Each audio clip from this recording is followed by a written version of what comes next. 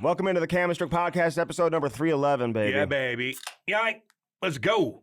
311. Actually, pretty good 90s you're band. supposed to say the Pretty good 90s band. the number. No, they're not. I don't mind them. No, they're not that good. Okay, that's an opinion. Okay. I mean, your opinion is Andy that- listens to one band and one band only. Fish.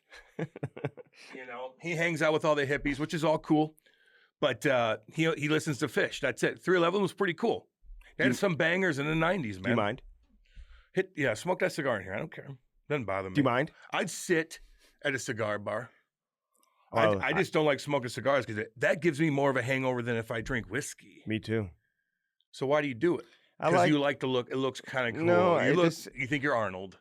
Arnold who? Schwarzenegger. Why does he? In his Hummer with no fucking shirt on. It's more like MJ. MJ. And Burt Sugar. Burt Sugar, he's the one. Let me tell you about Burt Sugar. He's the one that got me into. He's the one that got me into cigars years ago. Burt Sugar. Burt Sugar. He was a legendary boxing analyst. Oh, really? And he and Joe Garagiola back in the day, all these guys, man, they used to love the cigars. And they would have cigars on camera when they would do broadcast cam. That's like old if they school were right doing there. No. boxing or baseball or whatever it is. And I always was interested to know what a cigar tasted like. So I enjoy a good cigar. This one was given to me. It's a very rare cigar. What's it say on it? Expensive. What's it say on it? I'm not. No. No. I'm not talking about that. All y'all out there, check this mug out. Hold on. No, don't, because that gives us a lot of negative. I didn't do it. Either did I. I didn't do it. He did. No. He came in and even showed me it. I wouldn't even have noticed. Just show him real quick. And and he's like, I might have to tear this off.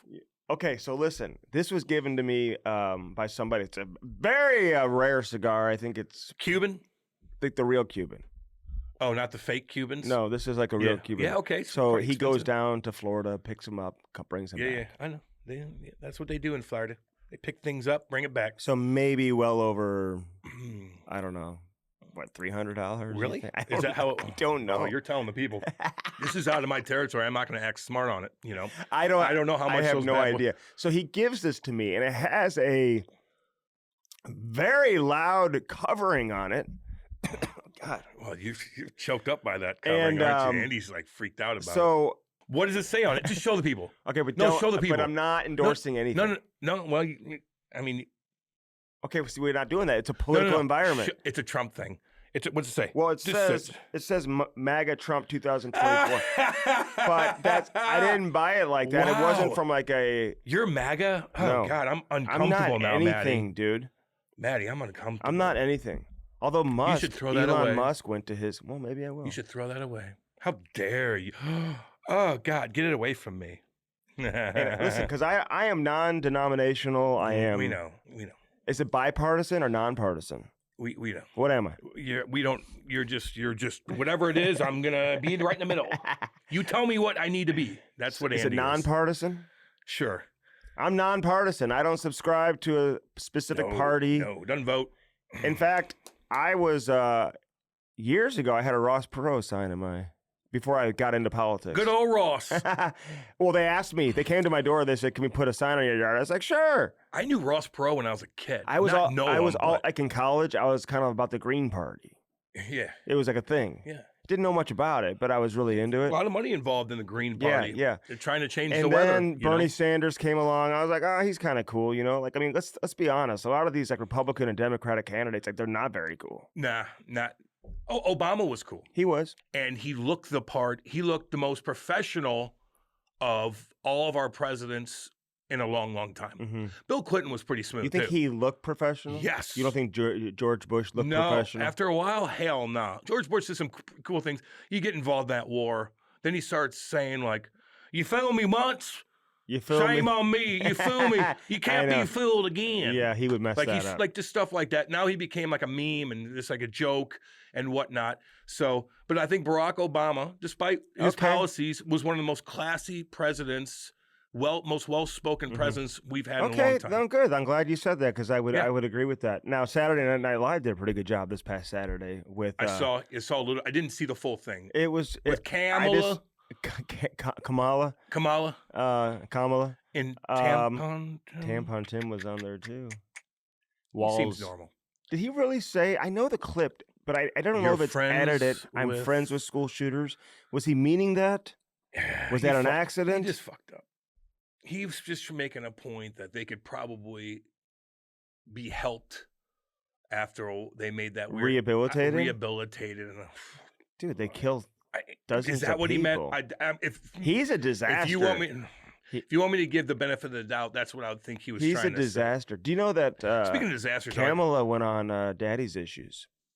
Yeah, Daddy. Oh, with the yeah, and yeah. What does she typically talk about? Sex and stuff. I don't listen to any of that Like, stuff. what does she talk about? Like, there's not too many women I think are that I listen podcast wise and Mhm. stuff like that, unless they're like a geologist or a scientist or talks about history. Yeah, you listen to a lot of geology and those type of podcasts. And Lex Friedman had this guy on who was Really? fantastic. Talked about everything, where we're going to be in 10,000 years, the Aztecs, of this, to that. That I could go and listen to forever. But as far as like a comedian and a funny podcast, I like to listen to kind of serious podcasts.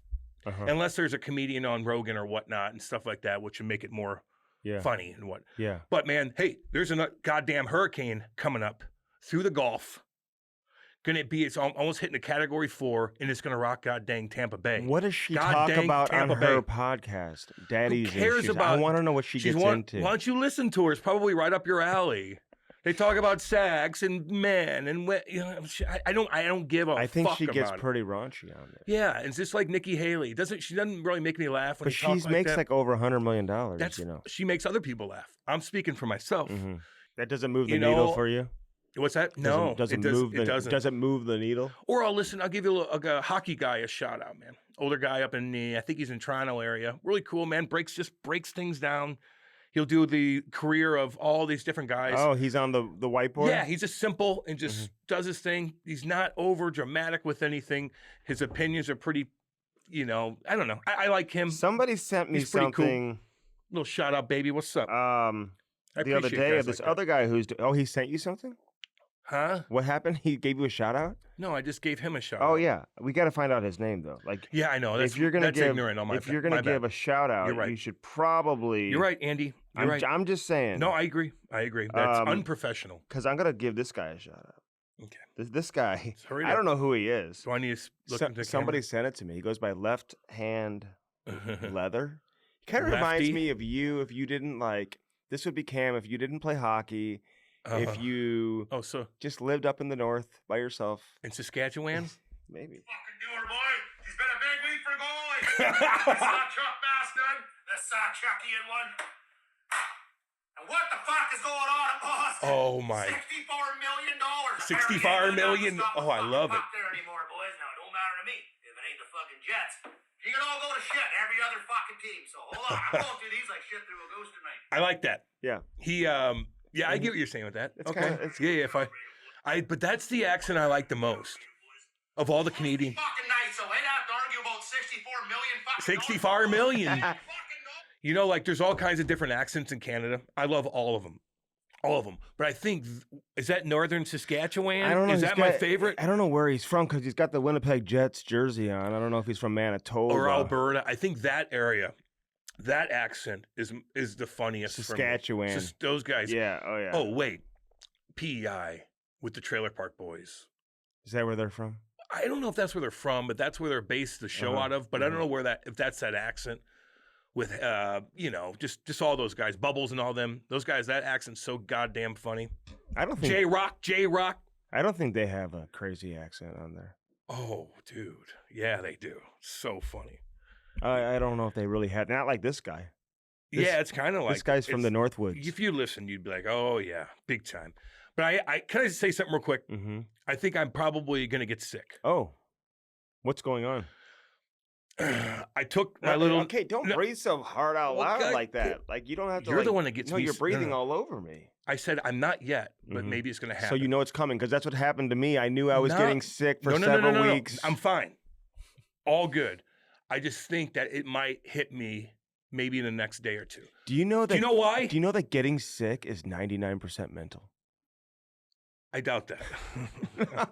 I'm just saying, Maddie, what's he talking about here? Getting sick. It's bacteria. What's going on? Getting sick. If you tell yourself you're not sick, you will not get sick. Jesus Christ. So anyway, dude, the reason why I went to Six Flags I took my nieces. Fright Fest. It was during the day because they didn't want to go at night. And I know they're listening right now. Turn your phone off because you're not allowed to listen to pot. You're not old enough yet. So just go ahead and do it. How old do you have to be? 15. Oh, you raised it. Yeah, I'm raising. You said 12. No, 15. 15. All y'all out there, 15. That's it. Unless you're with someone. Unless you're with an adult, then it's 12. 18 or over. Yeah. There you go. So anyway, Six Flags. Haven't been there forever. I'm from Eureka. I hate it because it just attracts a lot of people, and it's good for the city. But I went in there, and I'm like, okay, let me check this place out. We got there right at the beginning. People are starting to come in. We park kind of far away because there's still a lot of people there off the bat. So I'm like, okay, Eva, the oldest one, let's go hit some rides, some big dog rides. I'm like, okay. So I went on Mr. Freeze. You did it? I get in there like this. And they go, and I'm like, I don't fit in this motherfucking thing. I'm like, whoa. I'm like, ding, ding, ding. I'm like, I don't fit in this. You're yelling out loud? I'm kind of like, oh, God, now I'm starting to panic attack a little bit. She's just snug in there, way too big for these rides. Then it goes, and I'm like, I'm freaking out. She's just laughing, going like this. I'm freaking out. I feel like I'm going to fall off. I'm like, okay, that was bad. Went on another one, American, whatever the hell it was. Wasn't bad at all. Didn't go that high. So Eva's like, I haven't been on the Joker yet. It's a new one at Six Flags. And I'm like, yeah, let's go on that. Okay, I'll do that for you. You haven't been on it yet. You're getting older. Let's go on the Joker. Andy, take Ty on it. I dare you. Not doing it. This motherfucking thing, it's like a pendulum. And it has a thing, and it goes, wang, wang, wang, and it lasts forever. First off, you're waiting in line, and there's no line at this time. The people there are such dicks. The people working, the kids, they'll yell at you. They force you to do this, and I get it because people need stuff falls out, and you got to be kind of a dick to get their attention. But that kind of turns you off in a way. So I get on this thing called the Joker, and the clamps down on me like this. All of a sudden, I go.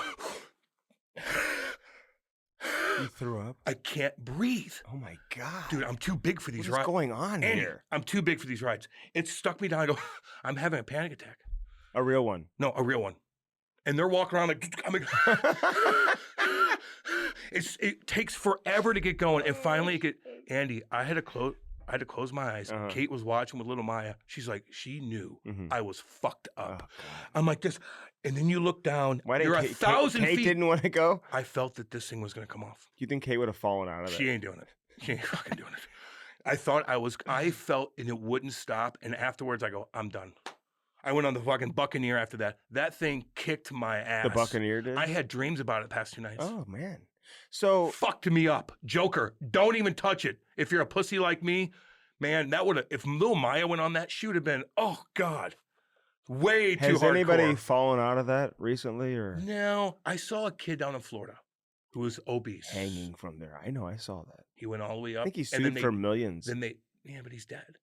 You know, he dropped the fucking 300 feet up, and his thing wasn't latched because some hillbilly carny didn't strap it on. And these guys working there are dicks. And I'm like, did you strap me on right? Like, I'm 250. I felt like I was going to fall. It was the longest horrible experience. You know how I am on flights? That rocked me, dude. So anyway, sorry for the long story. It fucked me up. Did you do the Batman? No. After that, I'm done. So not to mention we ate their dog shit. Okay, so Chloe went Saturday night to Fright Fest. Did she? Yeah. Weirdo. There's a lot of kids running around. Hillbilly soup. A lot of kids running around. Yeah, a lot of like punk kids. And a lot of junior high, middle school kids. Were they by themselves? Yeah, right? I think there was like 5 of them that went. So with no parents, though. A dad drove them, and from what I understand, he stayed the whole time. In the car? I don't know where he went. He didn't walk around with them the whole time, but he stayed there. There's some weird birds there, dude. There's some weird groups of kids that are annoying, big time. I don't think my daughter was really like all the girls. How old is she? All the girls were like, "Why is like this the dad staying?" You know what I mean? Like, yeah. How old is she? But I was like, no, it's probably pretty good that he is staying. How old is she? 13. Dude, I was going there by myself when I was 13. I was going there by myself when I was like 11. Yeah, yeah, I was really young. I remember my last day as 6th grade. We all went. Yeah. to Six Flags. Somebody dropped us off for the day. Smoking darts on the goddamn carnival, the Ferris wheel. The Carnies is a completely different ball game. It's like the Six Flags is like the professional. The Carnies is more like the minor leagues, where they just go from one town to the next and they set it up like in like 10 minutes. Yeah, I see that. They don't have any policy or any type of like inspection. You know what I'm saying? Well, they say they do. Yeah, they do. But like the dude, like, you know, they have like no teeth, you know, like, you know, it's. Well, that at Six Flags is a bunch of kids. Mm-hmm. So that carny might be like an old school carny who's been doing this for a long time. He knows the ins and outs. These kids were like 18, 19, and they're yelling at everybody. Bunch of Seths. Yeah, they're literally yelling at everybody. I felt like if I fell off that goddamn thing and splat, they'd be like, okay, clean it up. On to the next ride, you know. Who's next? Who's next? Get him up here. Get in line. I hated it. Mm-hmm. Well, I'm glad you survived it. I just wanted to take them to a good time. I know. Show them. How much money did you spend? Oh. We went to Johnny Rockets. I'm like, cool, Johnny Rockets. I remember going to Chicago. Like a restaurant? I remember going to Chicago, Johnny Rockets. Really cool, this and that. You know, you have like 2 options, a burger or chicken fingers, and they're literally like $24 a piece. And I'm like, should I get a beer? I'm like, no, I'm going to get a soda. And I was crushing soda the whole time. Oh, my God. Andy. I drank 15 fucking sodas. Oh, my God. That's what I do when I'm around them. No wonder you're sick. Dude. So is that why you think you're sick? Because ever since you said that, you're touching I the feel pulse. like I'm coming down with something ever since you said that. Every time you're in line, you guys know, at any of these, whatever, Six Flags or whatever, you guys have them up in Canada, sweet, all over. You're touching the line, the poles. And I'm like, oh, full God. of bacteria. I'm like, oh, God. I was just like, oh, I was just grossed out. Did you wear a mask? I should have. Maybe I'll chirp here and there because, you know, if a guy's running outside with a mask on, I'm like, hey, you know, watch out for the fresh air. It might get you. Let me know what they talk Like about on Daddy's Issues, will you? Let me know. I ain't watching that. I like to watch completely different Kamala things. went on there. She's going on Howard Stern, Kamala Ding Dong? She's going on Howard Stern, too. Oh, he'll get her. It's funny. People are posting old picture or videos of Howard Stern doing blackface, saying the N-bomb. Really? He would do that in the 90s, huh? This was the 80s. Yeah, hell yeah, you would. N-bomb, this. 50 Cent would walk in with his group, the GU, and he'd be calling them that the whole time. The whole time. And now he's pure. Well, he's, how would you define him? Well, he's dead to me. Oh, he is? Yeah. Unless he's got a rock star. That personal? It's not a personal thing at all. He's just changed so much. I'll still listen to him possibly if he has a good rock star on and they're talking about music and the band's in studio, although he's in the Hamptons doing it from his basement with a mask on. He don't have a mask on, but he probably would. But if the band's there and they're talking about different songs, why they wrote it, this, that, and the other, still interesting. He's still a damn good interviewer. It's just his funny He doesn't go into the studio? No. Oh, hell no. He's not with Robin? He's a hypochondriac. More than you could ever imagine, Howard Stern. And when you live in New York City, I get it here and there, but he's really, really bad. So he's not with Robin? No, they're all in different things, dude. Really? Yeah, you can't even tell. He might go in for Kamala. She's looking pretty good nowadays, Robin. She's like done a lot of work and stuff like that. She never did anything for me. At the beginning, she was cool because she's very, very smart. But then she came whiny and kind of like, in some interviews, she would interrupt. Like they had Vince McMahon on. They had all I like their wrestling interviews. So when Howard Stern would interview these old school wrestlers, it's really interesting. It's hilarious. Like he had Triple H on, and Triple H was dating China, who is jacked. Oh my God. Like, China, sweet woman. But he was dating her, and Howard's like, what the? I mean, ripped her so bad, and Triple H was so fucking cool during everything. But Robin doesn't respect the wrestlers, so she'd chime in and talk and kind of screw up the interview. I think China's a great name for a woman. China? I think so. Well, not if you're from China, because they don't really like when females are born there. So is that still a thing in China? I guess. What do they do with the baby girls? What do you think? Put them in a factory or something? I could make some money over there in China, teaching everyone how to have a boy with my accuracy rate. What a nightmare that is. I know exactly how to have a boy. I'm going to China. I'm going to go talk to girls. Not a girl in sight. Are you kidding me? No, there are, but I mean, if they keep this rate up, I guess the not. Gymnastics squad was pretty good. Yeah. They're always one of the favorites. They've got good basketball, pretty good basketball team. They've got some girls that they got some they got some depth. They got 1 billion people, and they have them work, and they're getting huge infrastructure done in all of China. They have these railroad lines, dude, that go like 500 miles an hour, and they're 1,000 feet going over these valleys. They got all kinds of stuff going on. They have a decent basketball team. There's a couple girls on the team who have some good game. They've got a low post player. They've got a player who can certainly defend on the perimeter. Good ball handler. Just Andy's good funny outside time. shooting. No, I'm just saying. No, it's not, dude. I saw him play in the Olympics. Decent team. Cool. They got 1 billion people. Better be good. Do you know if you took the map, Andy, and you took the map's this big of all the countries, and you went like this, think to a certain spot, and that's half the country, half the world population. China. So that area.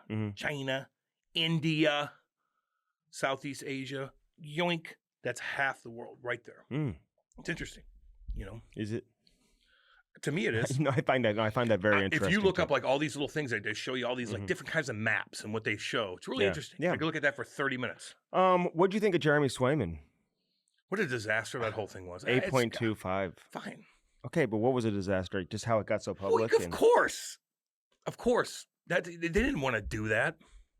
Well, the agent comes out and Cam Neely has to step up. It didn't look good. Well, optically, it was terrible. agent came out to defend his client after Cam Neely said 64 million made a comment that made it sound like, hey, like, and that wasn't even accurate apparently at the time. We're going to get Cam Neely on here. I want to have a conversation with him, man. Yeah. So the whole thing's a disaster. It's going to blow over. They're going to be a good team. Their defense is gigantic. I think they're the biggest in the league. Like, I'm interested to watch the Boston Bruins play. But that was a fucking disaster.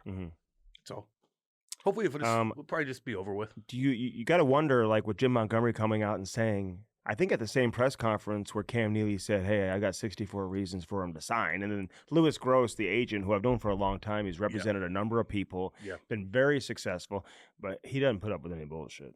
As you shouldn't. He's not a guy who talks to the media a lot. If you can get in with him and you know you're doing a pretty decent job, honestly. He's not talking to a lot of people. And I've covered a lot of players who've been represented by him over the years, and I knew he would react to that. If you're going to make a comment and it's not true, and you're going to basically try to embarrass his client and say, hey, I got 64 million reasons why he should sign, and you've never offered anything that totals or equals $64 million. I just felt like that was going to go south. And then Jim Montgomery basically coming out and saying that Korpisalo is going to start game one. And so when you come out and say that, I think Jeremy Swayman's probably like, okay, listen, now I'm not even like starting at the beginning of the year. Even if I came in today, I'm not going to be the starting goaltender when the season gets going. But eventually, both sides, you always know they're working off a deadline. That's one thing that I said, and a couple of times when I was asked about it, is, well, there's always a deadline. And it's the preseason right now. He's not getting paid. He's not losing a paycheck. Doesn't need to play anyway. It's the preseason. Yeah. Goalies, I think, do need to be in training camp. I do think so. Oh, well, everybody needs to be in training camp. But I agree. You know what I'm saying? He needs some games. Yep. Like, you roll the dice on a goalie playing more than you're going to play your first game, when it really matters. That's difficult. And goaltending's so unpredictable as it is. He doesn't have Ullmark there, who is, obviously his close friend, safety, blanket, I guess, for a time. I don't know. I just wonder what kind of year is Jeremy Swayman going to even have? He may be unbelievable, but he may struggle this year too. We've seen players who hold out, who come into camp late, who join the team late. It takes them a little bit of time to catch up. And for a goaltender, if your timing is just a little bit off, it can make all the difference in the world. I hope he performs. I've always liked the Boston Bruins, man. They're always they got a great fan base. They got a ton of tradition. And I hope they're able to put it together. People always count out Boston every year, the last couple of years, and they exceed expectations and end up outperforming the expectations. This year feels a little bit different, not only because of the Swayman situation, but Brad Marchand having a couple of surgeries. I think he had like 3 surgeries or something like that. He's 36. He's entering a contract year. He gets beat up, man. So. But I think if you're a player, you're a fan, you're anybody, and if you say the Boston Bruins, instantly you think it's a pretty fucking good team. Mm-hmm. Like, oh, we're playing Boston. I'm like, ooh, okay. Just because it's Boston. We're going to be in one. Just because it's Boston. We're going to Anaheim. We're going to Boston. Anaheim might be good in a couple of years. Might be, but as of right now, I'm the orange is growing on me. They've got some I like their legit young players. I'm just saying, as of right now, you think of going to Boston, you're going to be in one. Can I say something that you may find a little bit controversial? And I apologize in advance. What? I told Cam this before the show, and he just started like flipping out. Well, there's more to that. Okay, well, we don't need to get into. I just wonder if it's time. God, I don't know how to say this because nobody would say this. Just shave my head all the way? No. Well, that would be. God, that would be so rude. Why would you? I would not. I'm not even thinking that. Oh. But I just wonder if it's time for Lou Lamoriello to just. I don't know, man. I just think it's time. You know, he's 81. That's what you're saying. You know how old Joe Biden is?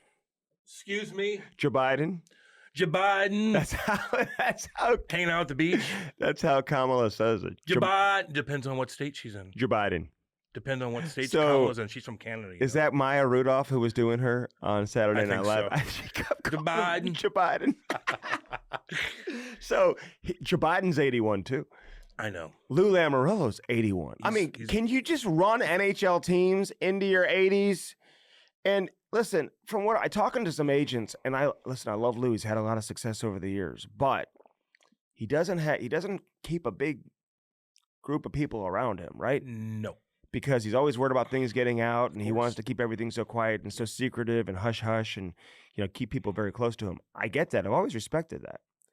You won't find too many people that have anything negative to say about Lou Lamoriello. So I'm not saying anything bad.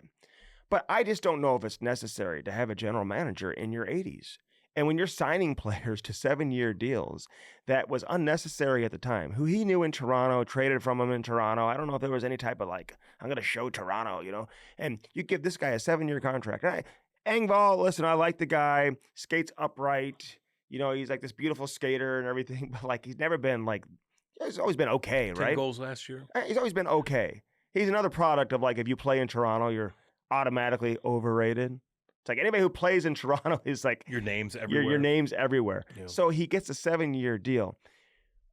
What is the owner thinking? You sign a guy to a 7-year contract and then you buy him out 1 year into the deal with 6 years left on his contract. That is not okay. I don't care how much money he's making. Everyone always talks about how much money these guys make and how much money. To me, it's always been about the term. The term is what gets you. And in this particular situation, that's what is getting the New York Islanders. Now, there's talk about maybe Columbus or somebody, claiming him off waivers. Who knows how that's going to play out? But the bottom line is that you're admitting you made a colossal mistake. And I know you're saying other guys showed up in camp, and there's guys that are, that have earned, their the right to make the team and earn the roster spot and pushed him out. I get all that. But you just committed 7 years to him, and now you're waiving him. It's a terrible look on the general manager. It's a terrible look on the team. And if I'm a player, too, it's do I want to go there and sign a 7-year deal knowing this guy, hey, if things don't go right off the bat, he's just going to put me on waivers? That guy should have never gotten a 7-year contract. Scotty Mayfield, a guy who I love, man, I've known him for a long time. I think he got a 7-year deal, too. I don't know if these guys – I know it keeps the AAV down, but you're handing out these long-term contracts. You traded Devin Taves to Colorado, who's, teamed up with Cale Makar, one of the top defensive pairings in the entire league. Those two guys are incredible. So he's 81. I'm just wondering, man, do you need to be managing an NHL team with everything that comes with it? And I'm not being age discrimination here and whatever. I'm not going there, man. I'm just saying. Good question. Joe Biden's 81. Listen, he's 81. We see what's going on with Joe Biden. Hey, debate Lou right now and see how you do. He would be great. Debate him. And he hasn't lost a step, apparently. When you hear him talk, and he remembers everything. And there's big CEOs. But Scotty Bowman was the same way. And Scotty Bowman wasn't still, There's big CEOs that are still 81 years old, NHL. holding on to monster companies. Okay. I'm just saying, but that's not that's a question that needs to be. That like, answer. If I'm the owner, Lou, what are we doing here? You're giving guys 7-year deals, and now we're putting them on waivers. And who knows? You got to hope that he gets claimed, and so you don't have to pay a guy $3 million to go play in the American League, and some of that money is still going to count against the cap, apparently. But I don't know. Yeah, that's not a good look. It's not a good start if you're. It's just a bad look. If you're, part of the team too, you're like, whoa. And maybe Patrick Waugh is the one to say, no, I don't want this guy here. What did he do? Who? What did he do to lose so much? I don't know. There's like 2 guys that like stepped up in camp. How much? That pushed him out. Now I'm just curious. Well, Lou is basically saying, hey, well, he's got to play in the top 9 or top 6. He's not a bottom 6 guy. So at $3 million, I mean, you better. I don't know. It's just he must have done something. Like, is there? I don't know if was he terrible? Who knows? Because like, help me out, Islander fans. How bad was he? Help us, like seriously, like tell us. What did he do? Did he come in overweight? Did he do this? Did he do that? Like, was he? Did he late not for practice? Was he? Did he not train all off season? Even if he wasn't that good, you still got to like hold on to him and see where you're at. Like, this is a quick decision. There's been a lot of and I know this has gotten a lot of talk. We hardly ever see this. Typically, if you don't want a player on your team anymore who has term left on their contract, you buy them out. But we don't see too many guys just get kicked to the curb with 6 years left on their deal and get waived. Or you play him and try to trade him, get some value out of him. Exactly. He's just like $3 million. It's not. I know, but still. What did he have last year? 27 points or something like that. You have to look it up. Yeah, I think there was like 10 goals and whatever. But, okay, whatever. I never thought he was that great. I never thought he deserved. Those guys don't typically get 7-year contracts, Cam. No, Andy, no doubt. You know what I mean? I just want to know why. You know who gets a 7-year contract? Or it's like Matt Barzal gets 7 years or 8 years or whatever, right? Those are the players that you commit the term to, but you're giving it to Peter Engvall. Imagine like a lot of the boys are like, Jesus. They're like, whoa, what the fuck just happened here? It's like, yeah, that's weird, man. I don't know. I now I'm kind of curious. Engvall. I'm kind of curious and see how he played in training camp and what he did. And there must have been something more to it. He used to stand out for me in Toronto because he had such a unique skating stride. Remember that rod hockey game back in the day? You'd play like on a table. Yeah. You probably didn't have that. The bubble?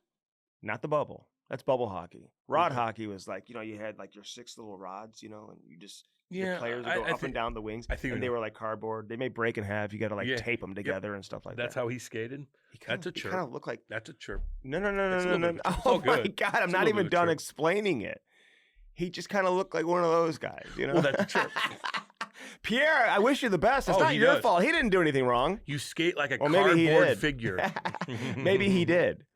I feel bad saying that. It's okay, man. He's got some coin. He's going to probably double dip here anyway.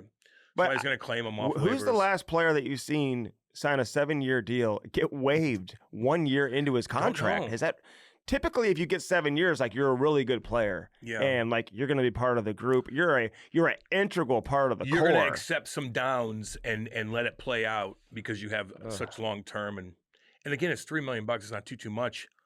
I don't know, man. That's interesting. Again, I like to know more of the story. So all you Islander fans out there, let us know what's going on. It's almost like the Deshaun Watson situation. Oh my fucking God! Anywhere he goes and that name's brought up, he's Pepe Le Pew. What does that mean? What do you think it means? What do you ever watch a cartoon? Yeah, what do you do? He likes to take advantage of women, apparently, according to 24 or 5 different women. Mm-hmm. Pepe Le Pew, when he's getting massage, he turns around and he believes that that's part of the massage, even though that they're not. What was he accused of doing? Not some sort of alleyway, and it says from Asia. What was he accused of doing? That these women came out and said, well, he went to like so many different women massage therapists throughout all over the place, and every one of them came out and said, yeah, he turned around and he wanted me to jerk him off or whatever the case is, and they all had the same kind of story. Probably he paid out so many people. Doesn't that happen? But his contract's guaranteed. Like, way to go, Browns. I think he's owed I think his cap hit is like $73 million for like the next paid guys several years. In the whole, all sports, everything's guaranteed. In all sports, he's one of the highest paid guys. And he's terrible. He's got all those accusers, and you still did that? Like, it's interesting. He's terrible. Do you think that when you go through that, because there are a lot of, you're guilty. Well, there are some massage therapists, I think, places where you can go. Go to them.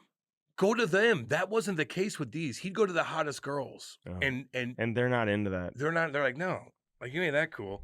Not to mention, I don't watch football anyway. Mm-hmm. So tip me out, and I'll give you a good massage. And if you really need a good massage, you're going to a dude anyway, for the most part. Really? Yeah, because their hands are stronger for the most part. That's why most like NHL massage therapists and big NFL fucking jack dudes. They're like blah blah. We had this guy in Jersey named Tommy, Big Tommy. What's up, baby? From Allentown, Pennsylvania. He's like, I'm like, I need it. You got to get in there. He's like, plop. And I'm like, Gah! Like I have Kate like dig into me. I can't feel anything. I make Laurie walk on my back all the time. I know. Step on it. Step on it. I need and jump up and down. It might hurt you. It might hurt you. Andy's Bedard size, according to Andy. Bedard's feisty. He is very feisty. You know, that's right my now. boy. He needs to calm down a little bit. And Bolduc, was it Bolduc or Dvorsky? No, it's Bolduc. It was wasn't Bolduc. Zachary. Like, I know you're not a fighter. I know he's not. But if he's cross-checking the back of the head and he's forcing you because you kind of just bumped into him. And he's 5'9", fight him. and he's 19. Like, just fight him there. You know he's guaranteed not going to hurt you. He doesn't know what he's doing. You don't know what you're doing. He doesn't know what he's doing. But it's Connor Bedard. You taking a cross-check in the back of the head from him? It's a guaranteed green light to beat him up.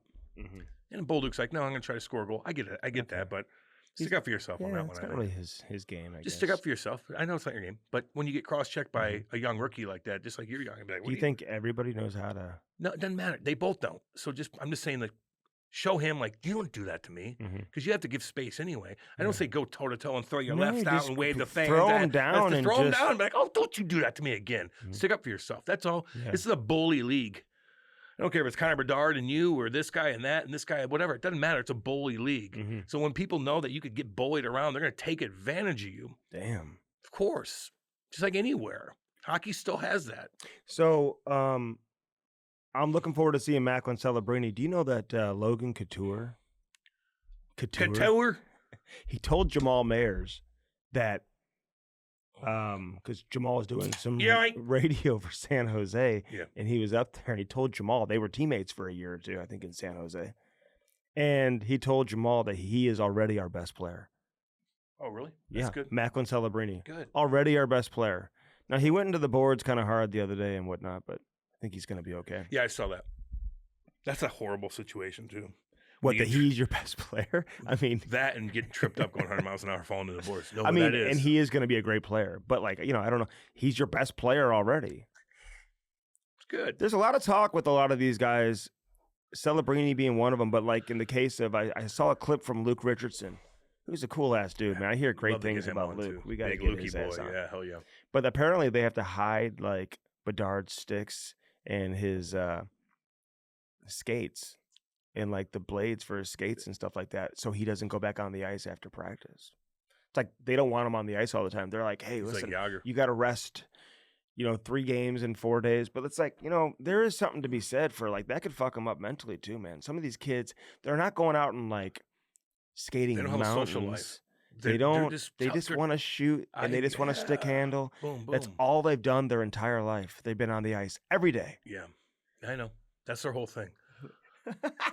They've been on the ice every day, and that's what they do.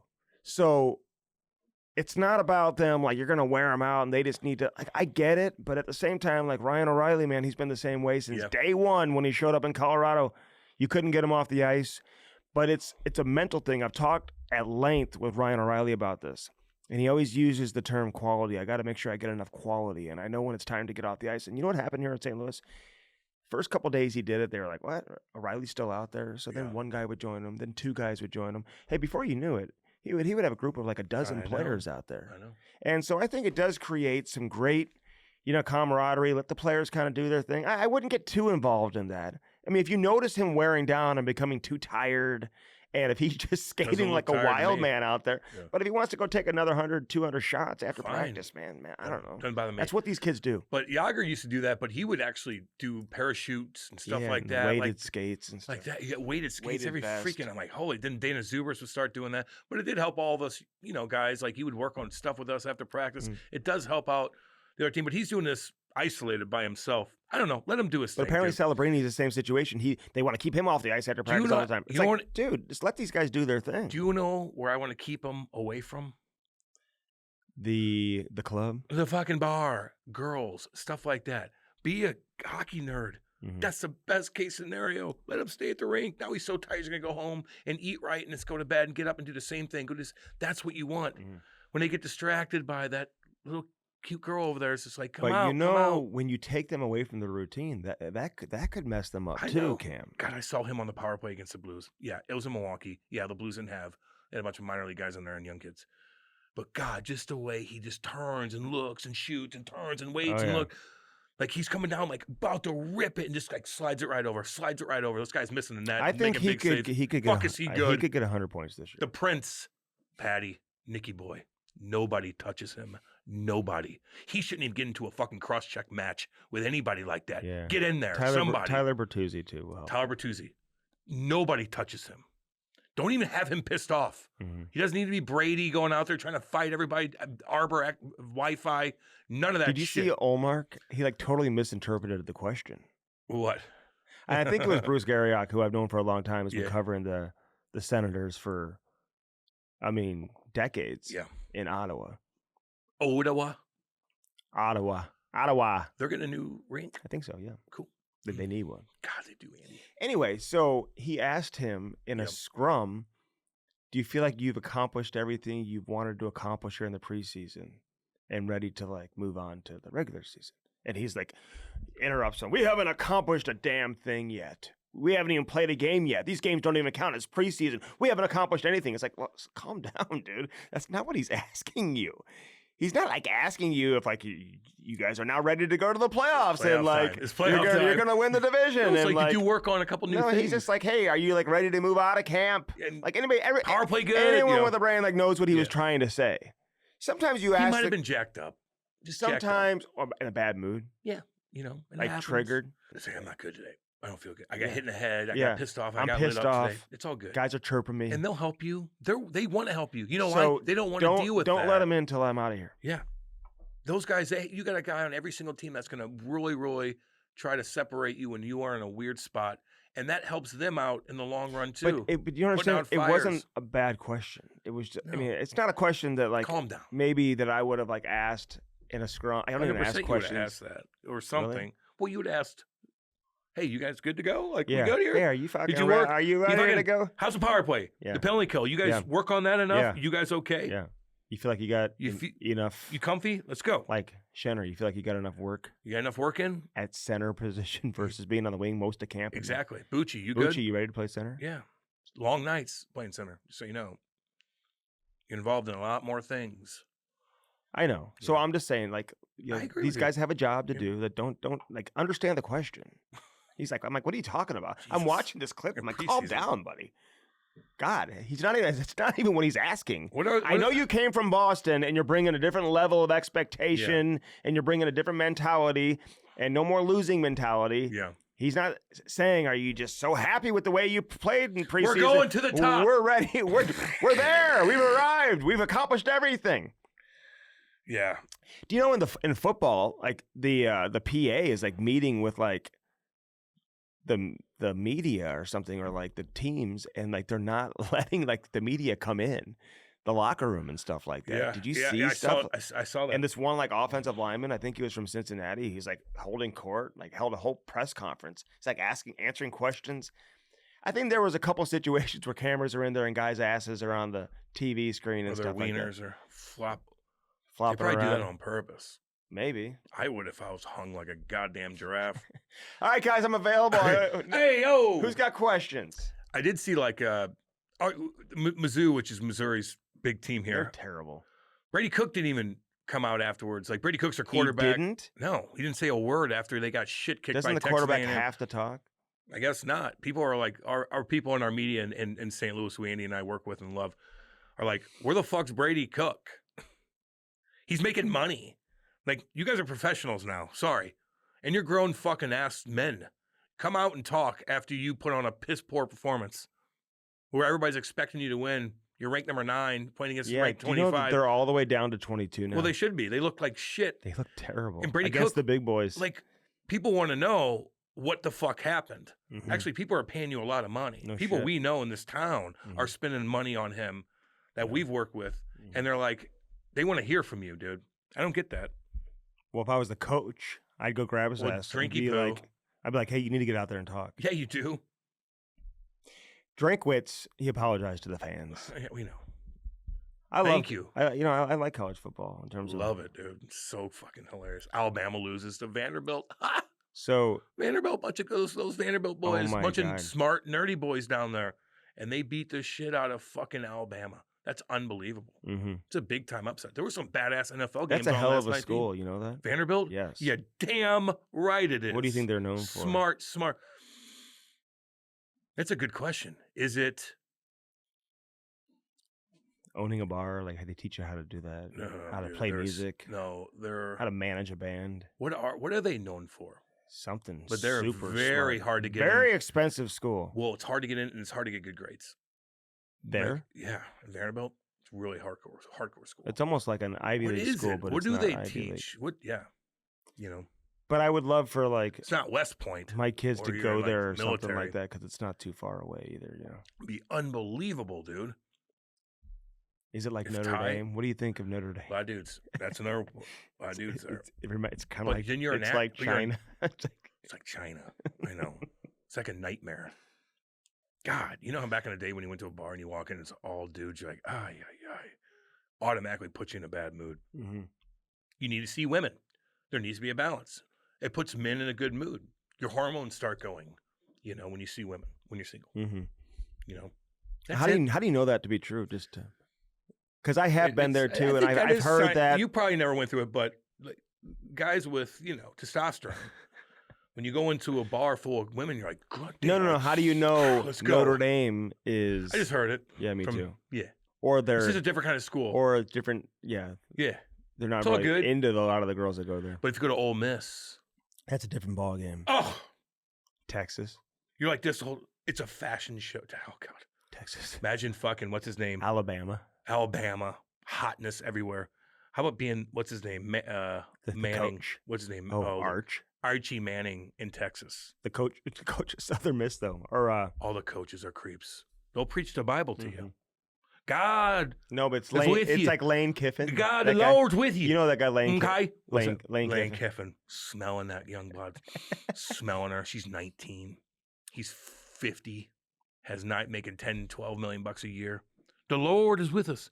And meanwhile, they're fucking calling Hugh Free, calling prostitutes on the private jet. You have a. They'll preach the Bible. Do you have a what update on Diddy or? Diddy. He's gonna die in prison.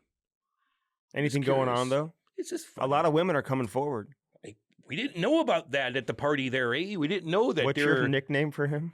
Butt fuck Diddy. Weirdo is what he is. Bad boy for life. He got you. Now we know how you got so. Wow. Apparently, there's some stuff with him and Jay-Z potentially. Potentially, this is like we didn't know. Unconfirmed. Oh, yeah. Any party I've ever been at, and I've been to some hardcore parties. Don't get me wrong, nothing like that, but like parties. Mm-hmm. I knew exactly what was going down. You know, like I didn't see that over there. It's right there. You didn't see that? We left early. No, you didn't. No, you didn't. You like that? Weirdo. Diddy. God. I tell you what, though, man, I'd be scared if I'm in Florida again. The fuck I say. They have another one coming. Dude, people are like, they're like, we're moving back to Missouri. They can't handle the stress every goddamn year, dude. What's Joe Biden doing? Biden? He's on the beach. Like, there's a lot of complaints with FEMA and stuff like that, especially in North Carolina. I saw weird videos of homeowners and business owners trying to go back to their business and go salvage some things that they fucking have, and then the police are trying to arrest them for even going in there, although they own the business. And I say, and there's so much to it with the money allocated in different ways. I don't want to get into it too much, but it does seem unorganized right now. And it does seem like the objective is to send a ton of money overseas to, let's say, Lebanon or Ukraine or whatever. And there's some, hey, man, you got to send money. I get it, Israel to whatever. But right here, we don't focus enough on what the hell's going on in our own country. That's how I look at it. I know there's a lot more to it, but it does seem like they're fucking botching a lot of this stuff, and people are suffering. In our country. I have seen that we, just within the last couple of days, I think, sent like $358 million to Lebanon. You know that. And I think every family, I think Joe Biden maybe came out and said they're going to get like $750 each or something like that. That's what happened to Maui, too. No one even talks about that But anymore. Lebanon's getting $358 million. Now, listen. There's some areas in the Middle And they East. have gotten hundreds of millions of dollars already. Fucking right they have. But to announce that, like Kamala. Oh, my God. On her Twitter. Why even do it? Just send the money if you're going to send the money. Listen, money's allocated all over the goddamn place. Some of it seems like it's going to Lebanon. Maybe it's going to protect a part that the Houthi, there's just so much to it. But it is odd and bad optics to be able to fucking post that when our own people, the good fucking hardworking people in North Carolina, are suffering, and they can't even get their own shit out of their own businesses. They're getting arrested. Seems odd to me. That's why you donate to churches that help out and stuff like that, because that's the local people that'll get on their side by sides. Those are the people that are bringing a lot of the stuff in. Never rely on the government. Hurricane Katrina with George Bush too. He looked like a goddamn fool in that situation as well. It ain't good. Figure it out. It was Dana Carvey did a hell of a. I like him. Joe Biden. He's great. Listen to him and Maya Rudolph is like, they were like, hey, Joe Biden's on the phone. She's like, they're like, Joe Biden's on the phone. She's like, Joe Biden, tell him I'm busy. And they're like, no, he's here. She's like, oh, hi, Joe Biden. Sit down right here, Joe Biden. Joe Biden. My God, he doesn't even know where he's at. Well, good thing for Elon has the Starlinks going on, so they get internet connection. Lose the same age. You know, it's funny. They'll give you $750. Did you hear what I said? I know. I heard this first time. Okay, well, you didn't react to They're that. giving $750 per family. But you got to pay that back, so you know. Oh, really? Probably. Hey, guys, we're going to need that $750 back. They're counting that for Lebanon. We don't even know. How about they? Actually, I heard that North Carolina is calling Zelensky and asking for money. Really? Just joking. But it's a funny meme that was out there. From Ukraine or whatever? Yeah. Zelensky, if we borrow a couple billy that we gave you. Now you're just twisting my brain. I'm just joking. So anyway, there's a lot going on. That's a negative review for you right there. What? Once you go there, just the people. Zelensky? People may not like that. Some guy did say that. I did say the seas aren't rising, and some guys like, yes, they are. I'm like, okay, but obviously it's not affecting. Besides, I've been. Did you get fact checked? They are rising, but explain that to me. Why doesn't the market dictate that? Meaning, why are beachfront property so fucking expensive and everybody wants it? Why? Isn't the seas rising? Wouldn't you be afraid of that? Wouldn't the market dictate that? Don't you look at pictures in certain areas? It looks exact fucking same. So how much is rising? A centimeter every 100 years? So, okay, yeah, technically it is rising, but is it rising so much so people are getting away? Now, I get why you're getting away in Florida because there's a monster coming every single fucking year that could devastate you. But on the other coasts, if you're beachside, isn't that property value outrageous? Why? The seas are rising. Shouldn't you be afraid? I don't know. So anyway, it's all good. That's how this is my thing, you know. Buffalo's off to a great start. Just like we predicted. Hey, listen. That was pretty cool, though. See Yogs and Patty Eliash. Oh, yeah. Those Nicklins from the stuff. You like Global Series games and stuff? I don't mind it. You think it's good? Yeah, I don't mind it. Okay. Yeah. Yeah, go around the world. Go around the world. Yeah. But Buffalo, let's hope they get it together. Every one of their analysts, though, and I love all their analysts, but they're so I think they're it's one of those organizations where they're conditioned to just really just be a little more embellish, how great everything is. Everything's perfect. Yeah. Everything's great. We're moving in the right direction. Tage Thompson, he'll score 50 this year. I don't know. You know what I mean? The Devils look really fast. Devils are a good team. They look pretty dang good. Yeah. They got some big boys, too. And they got Markstrom there, and they got Jake Allen. That's a hell of a tandem. I know. Damn good tandem. Yeah, I'm rooting for them. They look pretty good. Jack Hughes is fun to watch. Yeah, you don't have Luke Hughes. They're going to miss that. Which sucks, man, because I wanted to see the Luke Hughes play. What happened to him again? Shoulder. Training incident. Oh, no. Oh, that always sucks. So is he out for months? For a while, yeah. Okay. Probably sub-blocks it. Does he need surgery? I don't know. That sucks. Oh, yeah. surgery. Man, you could hurt your shoulder so easily, dude. Working out, doing this, doing that. I've been there. I fell off my boat one time. Oh, God. I fell off my fucking boat. In the off season? Oh, yeah. And it goes like this. I go, I fall in the water like, oh, God. I was so strong at the time and stuff. I was working out, and all of a sudden, you got to take 3-4 weeks, start over. I didn't, I kind of got looked at, didn't tell anybody. Subluxed it a little bit. You know that's going to tweak out on you. Fuck me. What kind of symptoms are you experiencing right now? I'm pretty good right now. I just told you I touched a lot of bacteria at 6 Flags. Did you wash your hands when you got home? When I got home, I was looking for bathrooms every 2 seconds. There's only certain bathrooms around, right? You can't just go into Johnny Rockets and go to the bathroom. That would attract so many people that they don't do that. Can I ask you a question? There. Do you feel like if you go to a public restroom that's as busy as like Six Flags, do you feel like you pick up more germs by touching the sink and stuff like that than you would versus not? I hit the door like this with my elbow. Okay.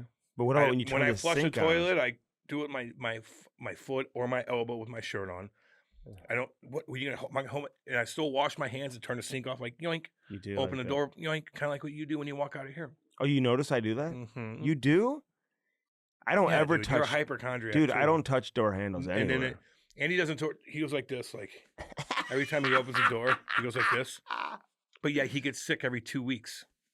Just recently. No, you get sick. I've been on bitched about being sick more than anybody I've ever met in my life. I've been on besides a child. I've had a serious bacterial. Something's maybe wrong with me. You never know. No, we know that. We just got to figure out what it is. But you're fine. You don't look sick. You're not snorting. I was. What'd you do last night? Like anytime that guy snort like that, you better be sick. Hey, the wife and I went to dinner on Saturday night. It's very important you do that. It's very important. To go to dinner? That's all Kate with and I your do. wife. That's all we do. It's very important. Well, you guys live by yourselves, so you get this. It's very important you get that. So that's just my advice to all the couples out there. Make sure you get that alone time and you spend time with one another. This is very rude. No, it's our guy that works for us, Jason, who said that we need to get our couple things done with our verification on Twitter. Oh. The algorithm helps when you have a verification. We've talked about this a million times, and I said, yeah, just do it. Okay. It helps the algorithm. Yeah, let's not. Elon wants you to pay, and then he'll give you more people to look at your stuff. Oh. That's how it works, Andy. That's why you have the blue check mark, which I used to like the original blue check mark that we had for being whatever. Yeah. Well, yeah, but that's when you had to earn it. Now any Tom, Dick, or Harry can have it. So exactly. I'm kind of anti the blue check mark. That's what I hated. When I see someone with a blue check mark, I look at them as the opposite. It's business. Of verified. It's business. If you're doing it just to do it, people are doing it to get business done because now you get paid. If you have a certain amount of impressions, you get paid. It's not a lot like YouTube could be and stuff like that. But it's still your algorithm hits. So if we post something about goddamn Ben Bishop when he's on this one, and it'll get more people looking at it organically. Ben Bishop, the best goaltender to ever come out of St. Louis. Yeah. Mike McKenna's probably second. Or who would be second? Who's the top three? God, of goalies to ever come out of St. Louis. That's a hard one. McKenna played a long time, dude. Yes, he did. In the NHL. But Joseph Wool's got to be up there. Joseph Wool, too. Yeah. Joseph Wool has certainly got to be. Vinny Bishop. I think probably ahead of Mike McKenna. McKenna played for a long time, but just Joseph Wool. He's playing just for his path to get to the NHL was pretty impressive, and now he's basically the starting goaltender in Toronto. Reaver had a nice play in Toronto. Reaver? Reaver went down, and they had a big forecheck. Everybody's like, Berube hockey. I know. They just Berube hockey. Berube hockey. Berube hockey. That's going to be. Are we allowed to talk about Toronto? I didn't know. No. How dare you? It's just Reaver rocked the guy in the corner, picked the puck up, made a nice pass. Give him a little shout out. Oh, good. Did he fight Arbor? I don't think so. I think he's waiting for game one. I'm waiting for that, baby. I like that Arbor, dude. He's got the look. He's got the name. He's got a cool personality. I like that Arbor. Jack-Eye. He's cool. Is that his name? Jack-Eye. I call him Wi-Fi. I don't know if he likes Wi-Fi. Whatever. Jackie. Do you know Wi-Fi, the nickname, was Chris created by a couple of kids here locally. Whites. Yeah. Who were friends with Chris Weidman, who played on the Montreal Canadiens. Yeah. Did you know that? Yes, we've talked about that. We had Wyman on. He actually explained that story. He liked him. Mm-hmm. But if there's any indication that the regular season is going to be like the preseason, then we're in for a treat. These guys are goddamn killing each other. Yeah, they are. People are bitching about the Blues are playing Seattle, at 3:00 tomorrow. I'm like, hell yeah. I think it's a great time. It's terrible. It's not great for the kids, and it's not great for it's not good for hockey. People to be able to watch. You want to do a poll in St. Louis? I bet you it would not be very positive. It would be horrible. Mm-hmm. But for me and you being selfish as we are, I'm like, I'll sit down at 3:00 and watch that bad boy. You kidding? And there's 3 games. We don't have anything tomorrow. Tomorrow night, and they're back to back to back. I don't mind it. That's what the playoffs are. Actually, this is the best time of the year. All y'all out there. We got the leaves are changing. The weather's getting crisp. You got fucking NFL football. You got college football. You got actually postseason baseball, which is interesting if it's a good game. And last night was postseason baseball is awesome. So much better than it's awesome. I can understand. Listen, I will say this because obviously we watch hockey 24/7, but I know a lot of people that don't watch hockey until the playoffs. You're right, and that's how I am with baseball. Nothing wrong with that. You know what I'm saying? Nothing wrong with that. Baseball is so damn boring during the regular season. God, is it? And I just feel like the playoffs bring out a different level of emotion. Like these guys are throwing their helmets and flipping out. And fans are throwing trash. Oh yeah. Bryce Harper's a fucking wheel. Castellanos goes up there and hits a fucking dinger. That dude from San Diego, they're throwing baseballs at him from the stands, and he's trying to fight the stands. Awesome. You got Aaron Judge. You got Shohei Ohtani. Guys are hitting moonshots. They're chirping each other. They're getting pissed. They're throwing at each other. It's cool. Last night was an awesome game. Phillies and Mets. That was cool. Mm-hmm. Oh, well, you get those 2 fan bases together. Awesome. The Mets are interesting, man. They have an owner that just spends money. They have so much money that they're spending for other guys to play for other teams, and they still have that relief pitcher who comes out to narco, whatever. That the ding ding ding ding. That the NHL stole. How does the NHL use it? Cam Calm, it's on every commercial.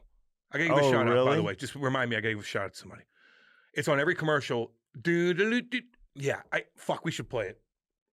It's because of this. Narco. They had a reliever with the Mets. This guy came out to this song that he asked for, and it blew up through baseball. It's a baseball song. It's a reliever comes out, the lights go down, it's cool. And the whole crowd was getting into it. There's trumpets going on, trumpets. And the fucking NHL steals it. Now the NHL plays it every goddamn commercial. Can't you find something? Find an old 80s rock tune that no one's heard in a long time that's a banger that play, or whatever. Be creative. You straight stole that from the MLB. Every time I hear it, I'm like, are we watching baseball? Do you think the people in charge with the NHL, they're scouring the internet? Who can we steal? Now they're going to be stealing from the WNBA. Is Tom Brady available? Is Caitlin Clark? Where's Brittany Griner? Probably in the low post with body position. She said there's a lot of racial comments towards her. Who says that? Brittany Griner during the playoffs. Oh, my God. I had not heard that. I'm thinking. Now I'm pissed. Define racial. That go back to Russia? Is that racial? No, I guarantee you it's way more hardcore than that. I bet you it's not. You think somebody throwing the N-bomb at her or saying something? They would have been booted out so fucking fast your head will spin. I think You ever heard somebody, you ever go to, in recent times, literally, like 10 years. You ever go to a ballpark and somebody's throwing an N-bomb out? Or somebody's saying... I've never heard that. Hell no. They would get jumped right there, filmed and exposed and fucking fired, and they would have got dragged out by their hair and called out and exposed by name on social media. Their life would be over. Your life would be over. So what does that? When she says that, it's what does that mean exactly? Right. So who said it? What'd they say? So she was in a press scrum. Mm-hmm. She's like, a lot of way. You know what? I bet. I'm like, okay. I do think she has a good all around game though right now. I mean, she can go to her right, she can go to her left. She's rebounding well. She's got a mid range game. Maddie, come in here when we talk. If we're not talking hockey, can you come in here? She can play above the rim. Andy's got a lot to learn. She's locking it down defensively. The way that she's defending. Andy's got a lot to learn when it comes to a lot of different topics. Have you been watching that Face Off show on Prime? And what did you think of them putting out the video of Connor McDavid? First off, the one when he's like, "That's not good enough. That's not fucking good enough." Yeah. I liked how McDavid. I'm not gonna chirp him, man. He's trying to get his team going. Yeah. He was very emotional after losing Game 7. Yeah. My heart goes out to him, man, because you know, as a legend, as a true generational player, he's going to go down as one of the top, top 5, top 2, 3 in the history of the game, and maybe the greatest in the history of the game. Wait. You think he's going to be McDavid will go down if he wins cups as certainly one. He'll be right there with top 2? Gretzky, Lemieux. Okay, he'll be right there with them. Yeah, for sure. If he wins cups, and he's got to win cups. I've said that over and over on here. Like eventually, you're going to have to win Stanley Cups to be in that category. Yeah. Just getting points alone doesn't put you ahead of Sidney Crosby, for example. I know. You know what I mean? No, I know. So, he's got work to do. And Crosby's in there. Yeah. In the mix, I was gonna say, but you said top 2. I was like, yeah, okay, top 5, 6, Gretzky, 7. Lemieux, Crosby, you got Bobby Orr, you got better than Yager. Gordie Howe. There's guys. Yags, just played forever. Listen, I dude, know. I don't like the rankings. We don't do that bullshit. Yeah, I don't do all that. It doesn't matter. I'm just saying he's going to be, he will go down to, obviously, emotional. Very upset. Very upset. So Andy showed me the first video, and I'm like, when they were down to, what was he saying again? What was his line? That's not good enough. That's not good enough. And he had a weird stance to him, and we're kind of, because he's fine, okay. But then Andy showed me the other video of when it was over, and you hear Gary Bettman in the background. And he announced his name, and he just really started bawling. I'm like, damn, that's dude, tough because he knows how much pressure. You know how much pressure that guy deals with every single day. I know. In that market in Canada to win. Fuck. He wants to win so bad, Cam. I know. For what we're talking about, for his legacy, for his, how he'll be remembered, how he's going to go down. He wants to be in that category. This guy is one of the greatest players, if not the greatest talent we've ever seen in the history of the game. Yeah. In terms of talent. And so even looking at him when he was taking his equipment off, and how his cheeks were sunken in. His eyes were dark. He gave it everything he had. Like he's soaking wet. Gave it everything he had. He probably can't even move. He's probably like, oh my God. I was laughing at the beginning because his voice kind of cracked a little bit and his arms are kind of goofy looking. And we've seen guys do that left and right. And maybe he doesn't do that much. That's why he sounded a little awkward. Mm-hmm. And when a guy doesn't do it and he's so frustrated that he comes in and he does it, everybody's like, Jesus. Yeah. Even if it did sound goofy, we think it differently than what the guys are thinking in the locker room. Mm-hmm. But then you saw that video of him crying and how just his face was so worn out. Like, it aged him. Man, I just all the respect in the world. All the respect in the world for Connor McDavid. Damn right. But I will say, and listen, Ryan Nugent-Hopkins, who you saw in the video, and Leon Draisaitl and Zach Hyman. Listen, and Skinner, they want to win it just as bad as he does, but they don't have the same type of pressure. Of course not. That he's dealing with. So their reaction was more of a look of like being stunned, like, man, can't believe we did. Where he's just like, fuck, man. You finally got there. You got to Game 7. You battled all the way back in the series, and everything was set up for him to have the most incredible moment. Never works that way. And to go down in history, one of the greatest players ever to bring his team back from 3-0 and to win the Stanley Cup in a Game 7, and it just didn't happen. That's hockey, That's sports. That's not good enough. It's not good enough. He's got to win eventually.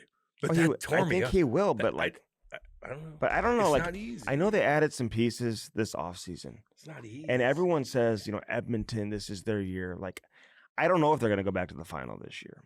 They're worn out. McDavid and Draisaitl alone, and I got to throw in Hyman too because he scored 50 last year. Nugent-Hopkins, a former first overall pick. These guys are all great players. But you added like the Jeff Skinners of the world. He's never played a playoff game. I mean, I hope he has adds some significant value. Adam Henrique, who they kept, he's a very good two-way player. A lot of playoff experience. Oh yeah, and I thought he and he's been on with us. I thought he added and gave them an awful lot last year when he came on board. He's solid. Victor Arvidsson is another guy. I like him though. Who has had some great moments. He's a gamer, man. I love watching him play, but he hasn't been healthy. If he can stay healthy, then he can have an impact. But if he's not healthy, I don't know. Yeah, but I like the way he plays. He's like he'll go get it. But they lost a couple players, obviously.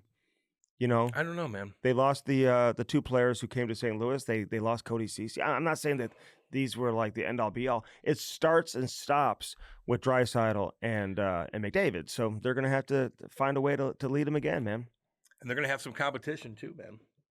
The West, you got some big boy teams out there. Vancouver's probably gonna be really good. Dallas is probably gonna be. How come I don't believe in Vancouver? Because why would you? They haven't proved to you anything. They had a great regular season last year. But they could They be. exceeded expectations. Then they were People just said okay it about in the playoffs. Blues. People said about you know what I mean. But the Blues did it year after year. They were like Colorado. And then they did. They did it year after year after year after year. Then they got to the third round. Then they got to the final and won it.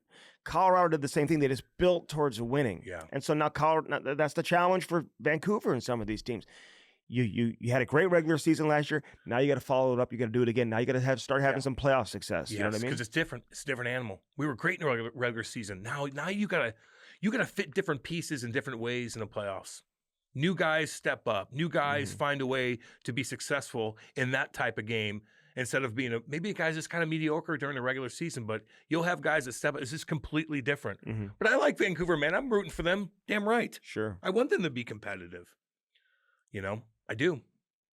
But if you look down the line with Canadian teams, Montreal, Toronto, as we talked about a couple of weeks ago. Berube hockey. It's Berube hockey. Dump chase, hit the guy, and then pass out in front. That's Berube hockey, baby. They just dumped it in, they hit the guy, separated, pass right in front. Berube hockey. It is what it is. But what's Sheldon Keefe hockey? Because he's got that team rolling now the first couple of games, too. Listen, there's clips of Sheldon Keefe. They're flying around. Like, addressing the team. And he's saying, what he's saying is no different than what any other coach would say.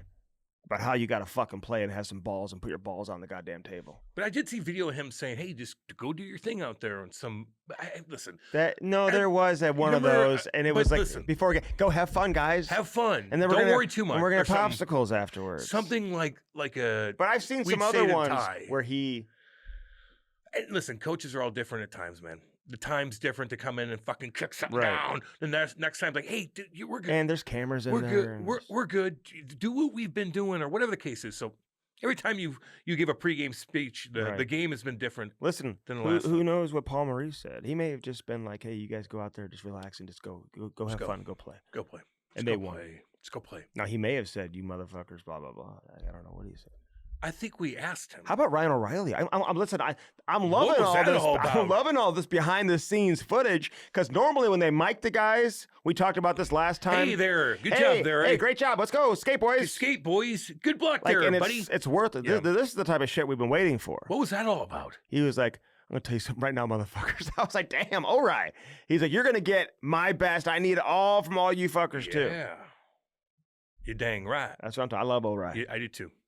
He will go down as He's a really quiet guy off the ice. Like, hi, how are you? No, but chill. Totally chill, but hang with you. So cool. Fun guy. I'd like to be his buddy on the team for sure. Yes. You know, always doing the cool things. But yeah, I like that, dude. Get pissed sometimes. Sometimes you got to fucking wake these guys up. Yeah. You can just get complacent and, man, let's wake the fuck up. You know. There is one team I'm just waiting to get going. Just like maybe this is the year, because like they get a lot of coverage. A lot of people talk about them, but can we just see something? Toronto. Well, that's one of them. But I'm pulling for Toronto because of Berube hockey. It's my guy. A team that everybody's talking. They just talk about them all the time, and they just don't do anything. I'm just waiting. Rangers. No. Although, would you pay Shesterkin $12 million a year? Oh, dang! I know he's pretty good. Yeah, listen, everyone you talk to that plays the Rangers are like, they're not very good at all, even though they got a lot of good players, but that guy makes them really good. Yeah, he's good. He is. So you got Bobrovsky that just won you a cup for $10 million. You can't lose him. And cap's going up. I don't know. There's only a handful of goalies I would commit. What are you going to do? Term and dollars to. Like, you better pay your goalie, man. If he's fucking better pay him. Who am I thinking of? Philly? No. Who am I not? Why? That's stupid. Every year, it's like, hey, we just talk about them. Buffalo, Ottawa. Well, we never did. Everybody else did. Okay. I think I was the one that said before last year, like, Buffalo, like, what? They never do anything. Devils? In Ottawa. No. The Devils have been building, but I want to see it this year from the Devils, yeah. It's going to get Carolina. No, well, they're just. Whoa, Andy. Carolina wow, is on my last nerve too, just Pittsburgh. because. Just say it at this point. I fucked it all up. Detroit. Oh, stupid on my part. You're right. What are we doing? What are we doing? What are we doing, Detroit? We posted that a couple weeks ago. Like, what's the Iser plan? What is it? What is it? What are we doing? Now they just put Justin Holl on waivers. They overpaid his ass. He was another Toronto guy. Yeah. We got him from Toronto. You got to pay him. We saw him a lot. Now they put him on waivers. Andy, I should have got that. I've said this before. I don't think teams truly know the players as well as they think they do. Now, I'm not saying Yzerman didn't know Justin Holl, whatever. Yeah. They paid him. We pump up. You know my boy, Eric Bolton. Yes. You know I love his two boys. Yes. I got to talk to his son right now, though, Sawyer. What happened? He got caught. He did? Yeah, he got caught by this 27-year-old from the Devils in preseason. They're tied up. Sawyer was cruising around, hits the guy, and all of a sudden they kind of look, and Sawyer got a bad grip, and he put his fucking chin right there. And this LaForge, who's an older, tough guy, he's wearing an A, reached back, and the timing was off, and Sawyer's face was right there and got caught. Boom. Buckled. Damn. I'm watching it live like, Where was he playing? Philly against Devils. I think it was in New Jersey. Okay. And got up, kind of fell. I'm like, God damn it. And he stayed in the game. I text Bolson all. He stayed in the game. They fought again. And as just a warning, man, you got too aggressive. Well, you got to take your time with these kids. These older guys, man. You got to take your time, baby. We're rooting for you, big dog. I'm not calling Lou. I'm just kind of worried about that. I'm having fun. I'm not. He's the same age, and it's coming off of Saturday Night Live. I'm just. Trump's up there too. You know what I mean? And he's lost steam as well. Don't read into anything. He's lost steam as well. Don't read into Trump from 216 would own your soul. And he's done that to everybody he crossed paths with. I'm not talking about Trump. Now he ain't danging it. I'm not. And he's getting old too. I'm not talking about Trump. You know, J.D. Vance will own you. He's a good debater, I think. Oh yeah, he is. J.D. Vance. He might be. He might be the next president. I know, because he really turned a lot of people on with that. He does it respectfully for the most part. Yes, military guy too. I didn't know much about him when he's you brought me on this interview, I feel bad you for had Tim. Kamala on, and you gave her multiple choice questions. But if you're going to continue to interrupt me over and over again and not give me a chance to answer, then I just like the way he's like, I feel bad for Tim. He's got heart. It's really tough to. He's like, Tim, that's one thing we can agree on. That, and then he turns it around how bad Kamala was as vice president. I feel bad for you. And Tim's like this. Oh. What do you call him? Tampon Tim. And rightfully so. Okay. You know what I mean? Damn. I don't mean that, Lou. I love you, Lou. That, dude. I love Lou. They listen to things. Chris too. Chris Lamoureux, what's up, baby? I'm just saying. Chris was great to meet too. When you buy out, just don't compare. That's fine. That's okay. I've done this too. To people. I know. I've done this too. To people. I know. Just with the big boy, I'm gonna have to deal with it. Well, I may be seeing him in a couple weeks. Yeah, well, you're going to have to deal with it. I know, because of you. I'm going to put your fire out. Damn it. I'm sorry. I don't normally do that to you. He's already got mad at me about normally things I put Cam's fires out. Yeah. Well, I put my own out, too. I create my fires. Gosh dang it. I'm just having fun. No, I get it. I get what you're saying, baby. It's just easy. We're just getting loose. It's Joe Biden. I just want to keep saying Joe Biden. Guys, sit down right here, Joe Biden. Oh, God. It's going to be crazy in the next. Firstform.com/Cam&Strick. Use our link and do it today, baby. Yeah. They've got a new thing coming on. We'll tell you about that next week. Yes. Something they've got now that you can join up in. It's like it's a great huge promotion they have going on. It's hard to explain right now, but we will next week. Yes. Are we going to hand out the winners? They're going to give them to us. Okay. So we're selecting the winners this week. Yeah. So look forward to that as we announce the winners. Big old package. Hell yeah. We appreciate that. Multiple guys. winners. Yep. We may continue to do more sweepstakes. But again, firstform.com/Cam&Strick. Get everything. Oh, look at my new sweatshirt. Because Andy's outdoors so much. Actually, you do go hikes and stuff like that. I tried to chirp and I tried to, and then you stopped. See, because my self-awareness is there. My self-awareness is there. Now, would you be able to start a fire and protect your family from the exposure? Probably not. That's where you need me. You know what I mean? Did you see that donkey? Oh God! Eat the hyena. Like I had never seen a donkey attack like that before. If you're gonna bring up hyenas, I just wouldn't do it. Why? Because of last you're week. certainly 0 for 1. You don't Doesn't need to be know 0 for 2. I'm not now. That donkey attacked the hyena. Yeah, that happens, man. Animals do weird things. Is that the norm? Maybe. I don't know. If I'm going to put money on one or the other, I'm going to put money on a hyena. But again, I would say stay away from this until you do a little bit more research. It's no big deal. I'm just telling you what happened. You know what I mean? Like, I would never chirp Andy because there's a lot of people that probably didn't know if hyenas were in Montana. No, I heard from a lot of people who told me they didn't know they were only in Africa. Okay. Not too many people I know, but it's all good. But when you act like you do know about animals and you bring up stuff and stuff like that and you didn't know fucking hyenas were in goddamn Montana, then that's when I'm going to chirp. If you just mind your own fucking business and you didn't know that, but you're not acting like you do know about what's going on with the animal system here. Settle down. I'm just letting you know. It's okay. I'm settled. I'm not even yelling. Settle down, Joe Biden. Now I'm gonna have to get a phone call from Lou. God. I'm not calling him that. He won't do They that. are the same age, don't they?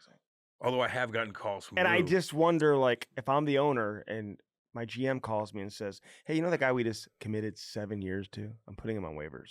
It's not a good look. So we may have to pay him to not play for us, It's not a good look. unless Columbus rescues us." I like that Gavin Brindley from Columbus. He's going to be a good little player from Michigan. I'll give him a shout out. Although I heard he broke a finger or a hand or something in a preseason game against the Blues. So hopefully. So how do you like him? What do you mean? I liked him at Michigan a lot. I liked him for Team USA in the World Juniors, and I saw him play live in a preseason game. And I love the way that he gets around the ice. He competes, he scores, That's what I'm asking. shoots. Yep. Good little player. Good little player with the puck on his stick. But he competes. There's a lot of good little players coming up, man. The NHL's got a good product, dude. I'm sorry. Yeah, they do. They really do. But no one talks about it. No. Except they steal the songs, the walkout songs. Stop being nerdy. Be original. Don't be nerdy. Hey, listen. You're showing all the behind the scenes footage. I like that. Of the players like actually being cool. But when that. you show them, when it's like when you promote them, you make them really nerdy. That's true. That's true. Just don't. Just be raw. Just show the raw stuff. Be raw. And then they're going to be cool again. You could chirp Connor for having saying no, but if you really think about it, like that's so hardcore emotion, raw emotion. I just love it. Great man. leadership. It put me like I'm like we don't feel sorry for anybody. No. But in the moment when it comes to hockey and where he's at and what he's been through when it comes to hockey. Do you think he's the greatest player you've ever seen? No. Okay, who is? That you've ever watched? I've ever seen. Like, where you're just like, damn. Who's the greatest player you've ever seen? I'm not saying statistically. I would say. Firstform.com/Cam and Strick as Cam thinks about this. Get the bars, get the energy drinks, get the swag, get the apparel, get everything you need. I guess I haven't seen Connor enough. Use our link. Only our link, please. I don't know, man. You haven't seen him enough? Probably Yogs at his prime. The greatest player you've ever seen is Jaromir Jagr. Maybe. Maybe. I'm not asking maybe. So strong, dude. Okay. Hey, listen. Cam, there's no wrong answers. My favorite player. Is Connor McDavid better than Jeremy Jagr? At the same age. At prime. So, like the first 10 years of McDavid, is he better than Jeremy Jagr? Or Crosby? No, I'm just doing it too. Okay, but can I throw another one out there? Because would Lemieux, Lemieux? Oh my God, he's unbelievable. Unbelievable. And he's 6'6". You know, one of the greatest players when he was on his game. When he's on his game, I've never seen anyone play at a higher level than Evgeny Malkin.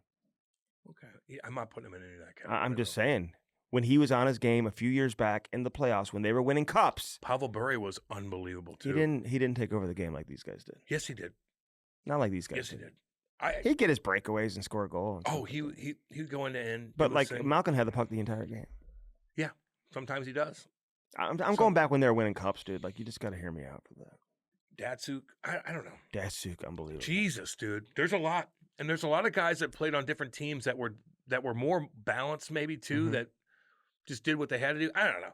I mean, Gretzky's the obvious. Yeah, but I'm not counting him. I'm just taking him away. Yeah. But like, who do you guys think? Jeremy Jagr, his first And he's coming over from fucking Eastern Europe, by the way. Doesn't speak a lick of shit. And he's coming in doing crazy things, and all of a sudden he goes out there and he's getting cross-checked and hooked and whatever. So take that into consideration. Is he a better player than Connor McDavid? Their first 10 years in the league? I don't know. I don't know. You know. Is that a good question? I don't know. We don't do this stuff, man. No. Everybody else does this on podcasts. I'm just curious. Anyway. Illinois Recovery Center. Oh, yeah, baby. My boy, Chrissy Ponoff, Eric Conley, right there in Swansea, Illinois. Oh, big shout out to Clayton Keller, by the way. Yeah, captain. Damn, dude, that's right. Clayton, what's up, baby? Hey, you know what? You're so deserving of this, man.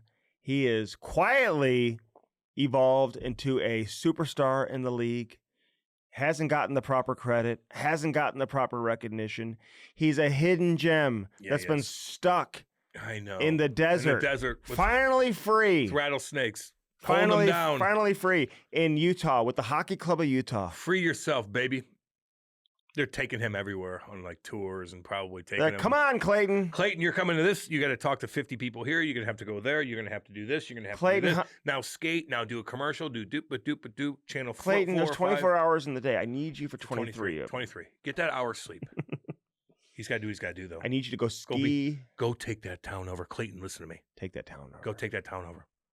Have a nice shit-kicking, beautiful mountainside. Windows everywhere. Looking over the mountains. And you know he will, too. You'll know everybody that owns all the cool places. What kind of car should he be driving? A shit-kicker. He like those Porsches and stuff like You're that. going to have a heated driveway. But get a big old badass truck that goes in all the snow. Have you seen those new snow. GMC Bellman GMC Hummers? Clayton, get a shit kicker. And then get a cool cars, too, for the summertime. But during the winter, you got to get to the game, baby. So always know you're protected. Mm-hmm. You'll get out of jams. So what should he get? You like those new Hummers? You like those new GMC Hummers? Sure. Have you seen them? Pareko has GMC one. Hummer? I think it's a GMC. I think Hummer's Hummer. No, I think it's... Okay, you might be right. I'm just telling you, dude. Yeah, well, you tell me a lot of things, and I'm like, what the fuck? So let's look it up. Talk about the Illinois Recovery Center. It's right in Swansea, Illinois. Chrissy Ponoff, Eric Conley, they'll get you right. They will get you right. They're right there, man. They got their staff is lovely.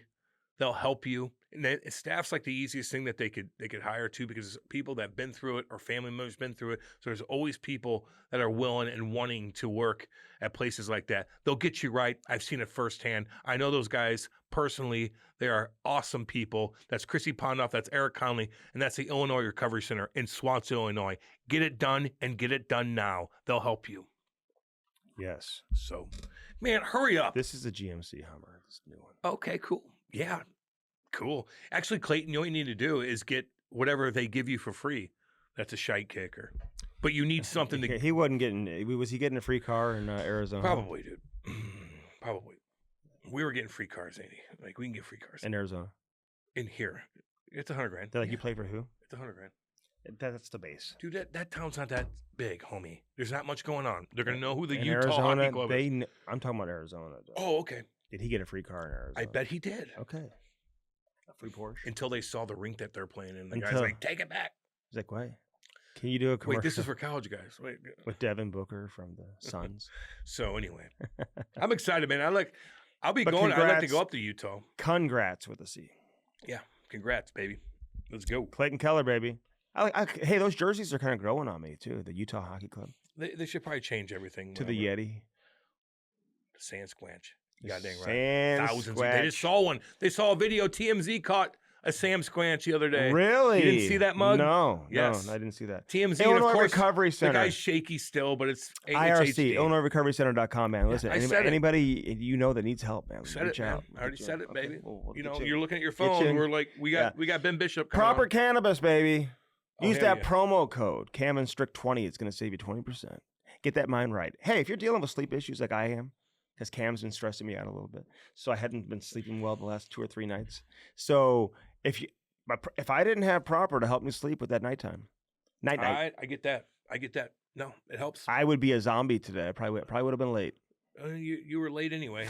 4 minutes. Trust me. Maddie knows too. Maddie, that's not what Maddie says. He's right here. Proper Cannabis, they got the honeybee edibles. They get it all. And go talk to them. If you don't know what you want, they'll hook you up. They'll talk to you. I had a woman ask me the other day, can I go in there and will they tell me what to get? She's like, I just want a little vape for my purse. It's fine. I was like, you know what? Absolutely. That's all. And they'll be like, here you go. Here's different Cam, things. when you go to these parties nowadays, all the women, they all pull them out of their Louis Vuitton purses. They all have their own little personal little They're like, yeah, that's fine. That's cool. Yeah. I don't see too many like smoking cigarettes I wouldn't anymore. want my girl to be like a stoner. No, I didn't say that. It's not like, to me, I feel like it's a turnoff. If they're like on the couch and smoking weed all day long, I'd be like, ooh. Like coughing. Yeah. All the time like that. Like the way I cough, I'm like, yeah. No. I don't know. No. No one's suggesting that. We don't suggest that for men or women. Yeah. Listen, I'm not all about the guy who's unmotivated, who's just smoking weed and sitting on the couch watching like daytime television all day long. Or they're playing video games all day. You got to get shit done. You know, I won't even turn the TV on during the daytime. It makes me feel lazy. Unless there's a game on. But if you do, it's NHL Network. ABC. What? Oh, The View? No, the Today Show. With Whoopi. She's breaking down everything for I'll watch the Today Show every morning. Do you know that's my dream job? Okay. They make $25 million a year. Matt Lauer. How's he doing? Little touchy poo. Who else said something, man? They're like, I was in the heat of the battle. No, you're 4 miles out and you didn't see any conflict with anything, you know. Oh, maybe who was that? Maybe it was Matt Lauer. Was that Walls? I don't know. Was he in China or not? Oh God. For the protest? Tiananmen Square. Yeah. Where the guy came out, you know, what are they talking about? You know, what was the protest? They were showing their military. They're having a huge like. Well, why was it important for him to say that he was there anyway? Because it was a big part of that famous picture of the guy So standing with his briefcase in front of the tank, and the tank's going this way. He walks in front. Oh, and he's saying he was there? Yeah, at the time, I think so. I don't like that kind of stuff. It's like, listen, they all bullshit. Okay, they all lie. What are you going to do? Like, what do we believe you're going to do to help Americans? Sorry, Canada. Don't you want Justin Trudeau to think of Canadians? The most important thing. I just feel like right now we're just kind of not doing that. Yeah. And we've been through that with George Bush, with this, trying to nation build throughout all these wars and stuff like that. I just feel like let's concentrate on the United States. That's Proper no big deal. I love everybody. Cannabis. Cam&Strict 20. Use our link and use it today. You'll save you 20%. And a lot of the locations have drive-thrus. You never even have to get out of your car. Don't have to get out of a car. That's all. But if you're dealing with, you need a little pick-me-up. If you have pain issues, sleep deprivation, Cam had me losing lots of sleep. Whatever it is, man, it's all good. This will help you. This will help I got two. This will help. I have more than one woman in my life, and that woman is Andy. Oh my God. Maddie knows what's up. See, I like when Maddie laughs. You guys can't hear it because he knows I've got 4 women in my life. You do. 2 daughters, a wife, and you're turning me and Cam. I'm easy to deal with. I'm the easiest guy to deal with. What time do you need to be there? I'll be there. Hatlaunch.com, baby. They're the best of the best right there. I got my boy called up and said he wants to. Big Phil Maroon called me, baby. What up, Phil? Let's go. He's pumped up for Patty to protect the Prince up in Chicago. The Prince. You protect him. Prince. But he's working with a company, Prince Big Phil. Yeah, Patty's brother's working with a company. He's like, hey, dude, what's your boy? I go, talk to my boy Danny. Does he still have his pickleball company too? Don't know. I don't know. But anyway. Yeah, so he's Danny Boy. I go talk to Danny Boy. He's going to hook you up. So he's going to get a bunch of stuff for his his clients and stuff like that. Hey, you should too. America's #1 source for customized hats. Every hat tells a story. Every brand tells a story. Damn right. Put it on a hat. They've got shirt launch too, man. We've been telling everybody, go get your orders in. Quick response time. I mean, they turn these around very, very quickly. Best quality. It's the best quality you're going to find. Hatlaunch.com, baby. Let's go. Hat Launch. Sparks Hockey, baby. SparksHockey.com. Cam, it's Sparks. You get to avoid who? Well, you just get your son's skate sharpening or daughter's skate sharpening done, so you don't have to go to a store. Girls can play hockey too. I coached one, and they beat the boys. Not only did they beat the boys, they shit kicked them and stepped over them like, get the fuck out of here. No way. Young girls, they were 11, and the boys were 12, and they beat them up because I gave them a pump-up speech. That's what I do. God, that was the funnest game I've ever seen in my life. Yeah. The guys, their parents were crying. The boys' parents were, how dare them? Oh, God. I'm like, oh, Jesus. All right, Sparks Hockey, though. Get your own sparks, man. The days of going to the hockey shop to get your skates sharpened are over. Yeah. They're over. You don't want some dipshit sharpen your kid's skates, man, before you go to a big tournament. Scouts are like, I thought this kid was good. He's falling over the goddamn What place. happened? This is not. Figure it out. This is not the player. The reports I read about this player. Yeah, he was supposed to go to Nodak. Yeah, well, he went to Seth instead, and that's what happens. Seth probably intentionally fucked you over because he's Seth, jealous that you're an athlete. You'll go from a D1 player to. He's jealous you're an athlete. You'll go from a D1 player to not at all, to not very good. Not very good at all. Not very good. He was D1, Division 1, and now he's nothing. Nothing. Zero. And frankly, and frankly, I've seen lots of guys. They go see. I see lots of. Okay, Andy, enough. They're D1. Andy's starting to get political. No, I'm not the one that's political. This whole all y'all know. Andy does this. See, he does this. He's D1. They couldn't believe that he was D1. They said he'd never be D1. The best he I've was ever D1, seen. And then he goes and sees who? He sees Seth, and he becomes nothing. Nothing. Anyway, yeah. Seth is a weirdo. Don't fuck with him. Get Sparks. Use our promo code Cam and Strick. It's going to save you more money than Black Friday and Cyber Monday. There you go. Shilly Plastering. Get plastered with Shilly Plastering. Yeah. Turn your backyard into an absolute oasis. Why leave the house? Why do it? You don't need to go down to Florida and get rocked by hurricanes. Just have a nice pool in your backyard around here, baby. Wait, I saw that picture. Are you in Florida? No, I'm in my backyard in middle Missouri where Shilly just hooked it up. We're doing our thing. We don't have hurricanes. Yeah, it might rain on us here and there. We'll get tornadoes. Ain't gonna hit you. It's a 1 in a lot chance, but we will get rocked by a tornado. Yes. I've always said that this in our lifetime. Just so everybody knows. It's all good. No big deal. I've had a tornado in my backyard. No. I'm saying a long tornado. Just so everybody knows. Okay, well, let's hope that doesn't happen. It will. But anyway, Shilly Plastering. Check it out, guys. Listen, if you do have a pool, get it done right. Yeah. Get it done right. Of course, your lining gets all fucked up. You know what I mean? The dogs get in your pool, this, that, and the other. Fix the damn thing. That's your investment. Go to Shilly. They've Get that Pebble Tech technology. Get the Pebble Tech. Go to Shilly. They've been around for a long, long time. They're the real deal. They love the hockey guys. His dad coached me, man. Hell They're awesome, awesome company and awesome people. Get it done and get it done now. Blue Note Roofing, baby. David Novak. That's another guy you need to call. Freaking Hale. Where's Hale, dude? Let him get your roof done. Take advantage of that. He used to work down in Florida when all this shit was going down. Oh, I bet he did, dude. So he knows all kinds of different weather. Yep. He knows. He knows all kinds. Gutters, fascia, soffit. Fascia. They do it all. Siding, roofing. He loves hockey too. I love hanging out with the hockey people. He's breaking down the preseason games on Facebook. Really? Yes. Oh, that's so funny, dude. But not in a nerdy way. He just likes to see the young guys giving his. He supports, dude. He's a St. Louis He's been a season ticket holder, dude. I love it. Dozens of years. That's why the Blues are good, is because they can spin to the cap. 314-920-5713. Let's go. Call him today. Get that roof done. I'm telling you, take advantage of that hail. 314-920-5713. Hell yeah. Hells yeah. Hells yeah. Cam at Bellman, you get no. Swinging dicks, none of that shit. Say hi to Danny, boy. Danny, what up? Homeboy, Kenny. And Dale. Dale. What's up, baby? And shout out to Kenny, too. Love all Kenny. How you doing, buddy? Love all you guys. Get back to work.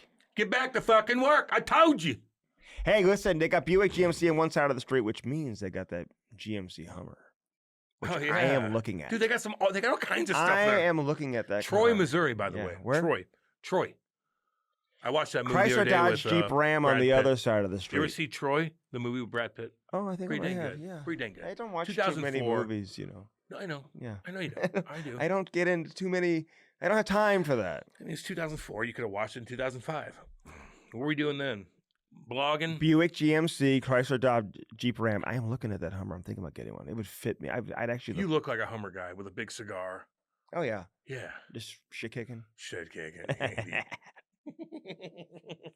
Hell yeah, baby. All right, Ben Bishop, man. One of the best goalies of his era, of his generation. Best goalie in St. Louis. But he was awesome in Dallas, awesome in Tampa Bay. We've had him on before, but that was during COVID. Oh, God, listen to Now the real interview with Benny Bishop. Next on the Cam and Strick Podcast. The Cam and Strick Podcast is brought to you by First Form, baby. Use our link and do it today. www.firstform.com/camandstrick. Get jacked now. They are the real deal. Get that protein, check out the apparel, eat those bars, and drink those energy drinks. Firstform.com/camandstrick. Yeah. Now on to the interview. What up, Bish? What's up? How's it going, guys? I like how you just found your way in here. Yeah, you did. Most guys can't do that. We're kind of hidden inside this building. One door was locked. I found the other one. Yeah. Just bang on all the doors. No, I just tried them all. I was about ready to go to a window next. How are you feeling? Are you physically? You feel good? Yeah, everything's good. The knee still sucks a bit, but Yeah. we were training camp in Dallas a couple weeks ago. I got another shot in there, so it feels a lot better now. Like a cortisone shot? Or like what? Zureta, long-lasting cortisone. Really? So that's the best part about working with the team still. You still get they still treat you like you're a player. I could just call up and go on in. I don't have to make an appointment. Do you have to fix it eventually? Like what is It's it? bone on bone. So. Oh, God. Is that what happened to you a couple years ago, right? That's why you had to retire. So it's kind of a wild story. I had knee problems that season before COVID hit. And so when COVID hit, like, all right, let's clean it up before we start back up. So I went in, they cleaned it up. Then we started playing again, went to the bubble, and it was just killing me. And, you know, we went all the way to the finals, so I was kind of stuck in the bubble. I was practicing It's a nightmare. I mean, it's one of those things. Like, it was god-awful. But we went to the finals. Yeah, like, you're right. winning. Like, you know, No, it's things different. are good Yeah. when, you know, the team's doing well. Tampa had fun too, probably. Even though, like, I was practicing every day, and I would just rip my knee apart. Oh, my And God. I couldn't go get a second opinion in the bubble. And then right when the bubble ended, I went and saw a doctor in Utah, Dr. Cooley. He's a big ski doctor. I think he might have done Tiger's knee too, but he took one X-ray, and he's like, "Ooh, that's bone on bone." Damn. Because I think when I had the surgery before COVID, I was at a 2 cartilage. I think there's, 0 to 4, so I still had half, and then in 3.5 months, I was none. How much pain were you in? Like getting up and down on the ice? Like were you in pain walking around in shoes? I could kind of like do it in practice because I kind of mask it, But then when I try to play. I played a few games. Played the second game against Calgary in the first round, and it was killing me. And then we played the third round. We're up 3-0 against Colorado. We're like, all right, let's give it a try. I played 1 period. I scored 3 goals in the first period. You're like, okay, I'm done. But it was just painful. My knee hurts. Yeah, no, it was one of those things in practice. Like, all right, it's kind of good, but then you're in a game and you have no control over it. Then it was like, and then it just blew up. So then we had the procedure done. They repaired the meniscus and cleaned it all up. And then I tried to come back, and I came back for the 1 game. And after the game in Austin, where I got absolutely shelled, the doctor came in and it was all blown up. He's like, "This is going to happen every single game." Oh, like, my God. What do you mean blown up? Like swollen? Like so swollen and so big. And like, he's like, were you like, "Jake, it's your turn"? Yeah. At that point, it already was. So. And then, like, you're so hard on your knees, too, being big, probably, too. Like, it just probably amplifies everything, man. Just the torque, going in the post now. Like, these kids are, when we started, right, we never did any of this RVH or anything. What does that mean, by the way? Just so people know. RVH. I don't even know, to be honest. It's like when your shoulders against the post. Okay. I'm just asking. I know. But all that stuff wasn't around when we were growing up. Yeah. So now these kids start it when they're, 7 years old. So they're, their hips and knees are just taking a beating. Would you teach that? You kind of have to now. It's kind of part of the game.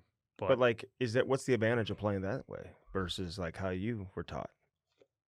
Not much at a young age. Yeah. As you get older, you can learn how to do it. But as a kid, now all these kids have. Yeah. Everybody has a goalie coach and a skills coach and a skating coach from, yay high up. It's it's crazy to think that I played every sport until I was a freshman in high school. And then it was like, all right, you have to pick one. Never had a goalie coach until I got to college. You're not even that old, man. I mean, that's how fast things have changed. You think that's good though? Like, I can't imagine. Like, you got all these kids have these goalie coaches and whatever, but then they go play for the team, and the goalie coach isn't there at practice or the game, and so the coach may be telling them something completely different than what the goalie coach is telling them, or a skills coach or a skating coach if it's a player. Like, I just feel like there's like a conflict a little bit, but at the same time, like having a kid go through it now, you better have one, otherwise you're just gonna fall behind. That's what they say. I don't believe it though. Maybe goalies are different. Why? I think everybody's like, oh, when I kind of go help out with some of these camps, the kids are like, oh, what should I do? I'm like, let them play other sports. Like, get the hand-eye, like go play baseball, basketball, tennis, play every sport. And everybody wants their kid to be a pro at 9 years old. Yeah. And it's like, well, they haven't even hit puberty yet. Like, who's going to grow, who's not? Like, who's going to, change their mind? Like, all right, I like chicks now. I don't want to play hockey anymore. You know, like so that could be a problem. Everything happens in high school, so it's kind of like. Who's gonna be able to? How are they gonna handle getting punched in the face, like in the corner? You know what I mean? Or elbowed, like, or fall into the That's boards. what I mean. Yep. You know what I mean? Like one of those things. It's like just let them play everything. Like I'm kind of like, cream's gonna rise to the top eventually. So I mean, you can put them in the best situation you can, let them play at a high level, but don't overdo it. And I mean it age. figuratively, punched in the face. You know what I mean? But just when the contact starts, you know, get elbowed to the head. Just you it's gonna happen to everybody. Yeah. Well, that's interesting. Like you feel strongly about that as like the outsider versus the goalie too. Like I'm trying to get the psychology of Bish. Even now, it's like kids right now are playing select soccer like twice a week. I have friends that are playing select hockey, and it's like, whoa, baseball. I know, like such a young age. But you can still play. The problem is with other when did sports. Your kids play select? So who's Andy kidding? They're traveling all over the world playing right now. But I mean, as long as they love it though, that's what I always say. Yeah, but like I do make sure they play other sports. But the problem is, the issue I have with youth sports today is that when you were younger and when I was younger, you could play at a competitive level multiple sports. Now it's like the baseball coach is like, well, we're going to play 80 games this summer, so you need to commit to us. And like you're like, well, I'm gone all of June because he's playing in like the spring hockey, whatever. And it's like, so now you just, if you want to play multiple sports, you got to pick and choose which one you want to play at a competitive level. It's difficult to play multiple sports at a really competitive level. So you can play CYC and stuff like that with baseball and soccer, but it's not very competitive. Did you play other sports growing up? Oh yeah, baby. What'd you play? I played wrestled soccer, baseball, ran track, ran cross country, football, cross country, wrestle, roller hockey, ice hockey, sprinter. Well, I was not cross country. I can see the sprint. You know why I did it? You know why I did it? Because I had to quit the football team, and the coaches thought I was a scumbag because I kept telling them playing hockey. They didn't believe that. So I go, I'm going to go to Coach Kimball in Eureka and run cross country to stay in shape for hockey. Then they all saw me, my big ass running cross country, like, wow, he did want to do something. It's a fucking pain in the ass. He was playing hockey. I was like this. Darren Kimball. Just all these like gazelles just like trotting along, and I'm honestly like, bam, bam. It was hardcore. That was tough. But he let me leave for a AAA practice. Was it Darren Kimball? That was your coach? Coach, Darren Kimball. Really? Yeah. The hockey player? No, not Darren Kimball. Coach Kimball. Just I'm giving him a shot. He was a cross country coach, and his son was like one state in cross country. Stuart Kimball, who's actually a really cool cat. So I hear what you're saying, and that is important. You got to play because you got to become an athlete, right? What about all these Russians? Like you knew all these like Russians and all that. Like, did they play multiple sports growing up? I don't think so. They just played hockey. I don't know. But they're all really good at what they do. They're not. They're like, you're playing hockey, and you're gonna fucking damn right. Like a soldier. Tarasenko would say that he'd be on the pond like all day long. So he would shoot like hundreds of shots a day, and he'd have blisters the size of. Did they go to school? Quarters. Do you know kids aren't even going to school now? There's kids that are like homeschooled now, and like I'll give we had Ryan Howard on, who you probably know from Maine, right? Do you guys cross over at Maine or no? Or Jimmy Howard, sorry. Jimmy Howard, yeah. I always call him Ryan Howard, like that baseball player. Yeah. No. He's from St. Louis. But Jimmy, would you guys have crossed at Maine? Or? We didn't cross. When he left, I went, but I know him really well. He had a great run of Maine goaltenders skate in the summers together. We used to, and But he coaches the Little Caesars team. I know so they won the brick tournament. Yeah, they did. So but the team a year or 2 years younger than him with that program, like I know those coaches, like. Most of those kids are all homeschooled. They don't even like go to school. So I said, do you homeschool your kids too?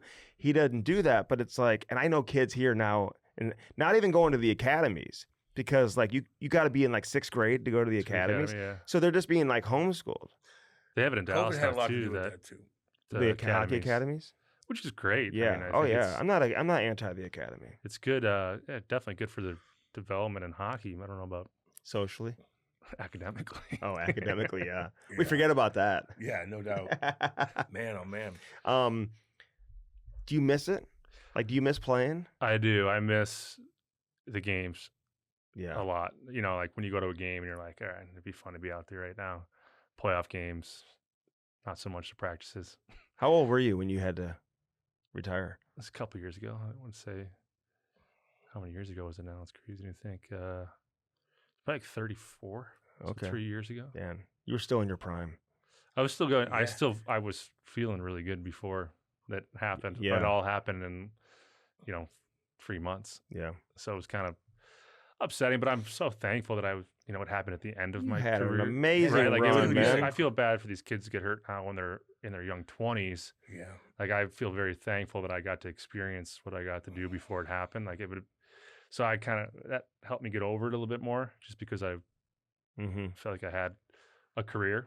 How are your hips? Hips are good. No, I know kids who are like 16, 17, like double hip surgery, goalies. A lot of them. You usually get that later on too with the older guys that you see, the alumni. Right. I have never had hip problems. Just knees and groins. Are you so you're not skating a goal anywhere? I can't. No way, dude. And I don't want to either, though. But then, are you good? Can you play in like an alumni game out and keep up? I don't know. I would say don't do it because everybody's like, Ben Bishop's showing up just like Marty does, and all of a sudden Marty plays out, and I was like, oh, yeah, right. Oh, nice. What about golf? Yeah, no, I could do everything, just in like proportion. Like I can't run. Like if I go for a walk, I gotta go for a couple miles. If I go longer than that, then it starts to get swollen. Dude, you're big, man. Like you're it's just bone on bone. So just every time you walk, they can't do anything for that in the surgery. They can't put some like padding in there or something to. That'd be great. If we could find they probably could, right? Like, how do you do? You just have to let that go. So there's nothing they can do. Nothing you can do. Damn. Interesting. How's this Jake Ottinger? Like I remember you told me years ago when you were in Tampa. You said this Vasilevsky, like before he was even Vasilevsky, you're like, he's the greatest goalie I've ever seen in my life. Double down on that. And when you were like playing at the highest level and like, one of the best goalies in the league, you were still saying that. Like you didn't like feel like threatened by him, but you were like, this guy is so good, he's going to be amazing. Did you feel the same thing about like Jake? Did you see the same thing from him? He wasn't as like right away. Yeah. Jake's got better every single year. Same with whatever Vasi, but when Vasi came in, it was just like. How'd you know? I think the first practice I went home and told my girlfriend, now wife, I was like, I don't think we're going to be here that long. You knew. He was so good. I mean, he was so big, so flexible, so quick, and just eager to learn. And Otts is, right behind him. I wouldn't say he was at the same level at that young of age. Not many are, yeah. But I think Otts he's so competitive. Like, he's a gamer, right? The bigger the game, he just shows up. Like he finds ways to get big wins at big times. That's why he has, success in the playoffs. Like Otts is a gamer. I would say Vasilevsky has more skill, but more skill than anybody I've ever seen. So it's not hard to compare. You still think he's like the best goalie you've ever like? Yeah, I think this year I'll be interested to see how he's gonna have a bounce back year, just because the amount of hockey they played in 3 years and his body just needed. Yeah, and I could be wrong. Like I just think that Vasi will have a bounce back year just because. He's super competitive too. Like that guy, really, and he's just so good. The best goalie I've ever seen at everything he does. Like what impressed you the most? And like from a goaltending standpoint, what separates him from everybody else? Like what makes him so much better than everybody else? I would say his size. Well, first his size. He's a big boy. Yeah, he's the most flexible. Like he reminds me, like Jonathan Quick is very flexible. Like Vasi's, the guy can sleep in the splits if he wants to. And like just the pure power, and then also like the present, like just calm. And then he wasn't any good at playing the puck when he first came up, but he's like worked so hard at it. And I would say he's one of the better goaltenders. Like handle the puck, like he has zero weaknesses. It's hard to find a guy that has zero weaknesses. And he works harder than anybody. Talker. He was quiet when he came up, but he was like, it was funny because. He pretended like he didn't know English. He obviously knew some, but he would like play pranks. We always obviously sat next to each other in the locker room, and he was quiet, but he always wanted to learn. Like he, asked questions and very eager to listen, which is obviously great to have a kid that wants to, learn from you. But then he'd like play pranks on you, like, whatever, would roll, tape something up on a bunch of plastic tape that of mine, like he messed around with communicating. Yeah, no, but he was great, and he's unbelievable now. He's obviously fully Americanized. I don't know if you can say that, but he's a great guy. Just super, dedicated. He's a ultimate. He's going to be a Hall of Famer for a reason. Like everything he does is to a T and works harder than anybody. Tampa's been fun to watch for a while. Although they're getting rocked right now. They're going to get rocked by a hurricane. Oh, shit. I know. Yeah, they're talking about these games. You got any houses down there? No. I'm just asking. Luckily, Where'd you live down there? You have a house down there, or you live in a condo? I rented across the street from the arena for all those years I was there. That's a cool area. You just walked to the games? I could have. I didn't. Yeah. I walked a couple times. Somebody like carry you in a cart or to something. practice. Would your family walk? Like, would they? Is it walking Andrew would distance? walk. My wife, at the time, she would walk. Wait for you after the game. I mean, it was how nice is that? Honestly, across the street, it was a 30-second walk. There's restaurants all built up right there. Well, now it's insane. It's awesome. completely so it different. wasn't like that when you got there. No, I mean, Jeff Vinnig's done an unbelievable job. Yeah. Like, he's turned that whole city around. Not even the organization. Yeah, they have. What did you think of Kucherov when he showed up? Like, were you like, this guy is like the most amazing thing I've ever seen, or were you just didn't expect him to be? No, he was good. He went to the minors. I'll never forget his first 6-7 games. He had like 11 breakaways. We're like, he only scored on a few of them. Like this guy a could youth have, hockey player. Yeah, we're like, how is this guy? Is he cherry picking? But he's just so smart. Mm-hmm. And he had. It'd be interesting to look up that stat. But the first few games he played, he had so many breakaways, and just the way his work ethic. I mean, another guy that just wanted to be better. He could be on the ice for 2 hours after practice shooting pucks. And a smart player. I always tell people this about him in practice. He'd come in, on a drill, and he'd cut across the blue line and like shoot one from way far out. And it's an easy save for the goalie, but he'd kind of like do a little deke and shoot from really far out. Like he never really scored in practice, but in games, that's where he would shoot from. All these guys come in practice now and they want to come right to the hash marks and rip it. They go from the red line to like just above the hash, and they shoot one 100 miles an hour, like 4 feet from you, and they score and they're all happy. But like Cooch would always like push it wide, like shoot from where he shot in games, and which I think helped make him like that's where he would score in games. Like he would shoot in practice where he would shoot in games. So I think he was kind of almost ahead of the curve as far as the way he practiced was equal to like where he shot in games. Would he find like that screen where everybody's he'd like push the puck and he'd shoot it, and then he'd be like, as a goalie, just make an easy glove save, like because it was so far out. Why isn't it an easy save in a game, you think? Because there's traffic. Yeah, there's people going around. All of a sudden, you're not expecting him to he's shoot. He's finding that lane, and he's going to just put it right there. Baby. All of a sudden, it's through people, but he knows how to that trajectory, like shooting from that far out. You got to know how to hit the net, right? If you shoot from that far out, find a seam. He just kind of muscle memory. His passing though is incredible too. Like, and he's just gotten better. He used to his first year. I remember, like on the plane, he would just sit there and watch Patrick Kane highlights. Really? The way that he ran the half wall, like super eager to learn. Worked. I mean, like one of the first summers he stayed in Tampa. He took a net from the rink or bought a net, like put it in his driveway, put the plexiglass. He would shoot, thousands of pucks a day just in his garage. Like now, I think he skates every day in the summer. Like he just some guys are different like that, dude. Is he playing baseball and soccer too, or no? Right. No, but that guy. He's got a crazy story. I mean, he used to take his bag, like I think on the bus or the train over in Russia to practice every day, and like he has a pretty cool story. What do you mean? Like when he'd go to school and stuff, he'd bring it with I don't know. Burry did it. A lot of those guys did. I think he used take a bus hours in to get to the big city. Practice every day, and as a young I kid, see what you're saying. Just to get to the rink. Yeah, he'd have to. I don't know if it was a train or a bus or something not pleasant and cold, cold, but just committed. And then you're a young kid, and you're like, you're working. Right. Do you think everyone like overreacts, like when Stamkos like has to leave? Like now that you're in like player development, you're in like the mix on the management side. Can you understand, like, especially when like the Islanders are putting guys on waivers with like 6 years left in their contract? I'm not saying Engvall is Steven Stamkos because he's not, obviously, but can you understand management, like why they wouldn't want to commit to an aging player? It's hard to do, I guess, right? Even if you're a legendary player. I think that's a better question for Army. No, I think, just knowing Stammer and talking with him, I think he's happy where he is. It's a tough, obviously, when you're in the same organization your whole career. Yeah. It's always a tough kind of pill to swallow, especially the last 2 negotiations for him haven't been necessarily pleasant for a guy that's done so much for the organization and the city. But at the same time, you move on. It's obviously tough to swallow at the time, but I think, he's going to be just fine.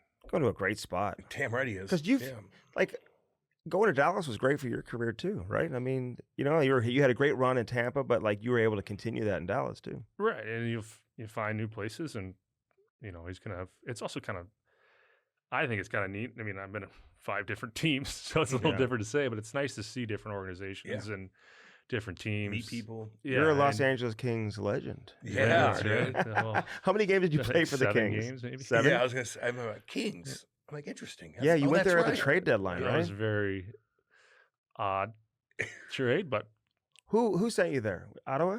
no, Tampa. Tampa sent you to L.A. So I would have been a free agent that summer. I would have gone somewhere else. But they had Quick there already, right? Quickie got hurt the first game of the season, Okay. and then I think he tore his groin or something like that, and missed the entire season until the game before I got traded. He played his second game of the season, and then they traded for me. So he was like back healthy. Yes. It was a little. I mean, Dean Lombardi was an unbelievable guy. Yeah, we had him on. One of the, he was awesome. Totally one cool. of the best. Yeah. I have so much appreciation and respect for that guy.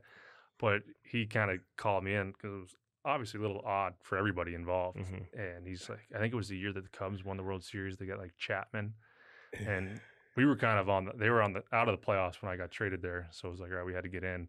And he's like, all right, now I got the 2 best goalies in the NHL. Like we're gonna, you two are gonna run this thing and go all the way. And then got there, and it really wasn't the case. Was because that's got to be hard though. Like you want to play.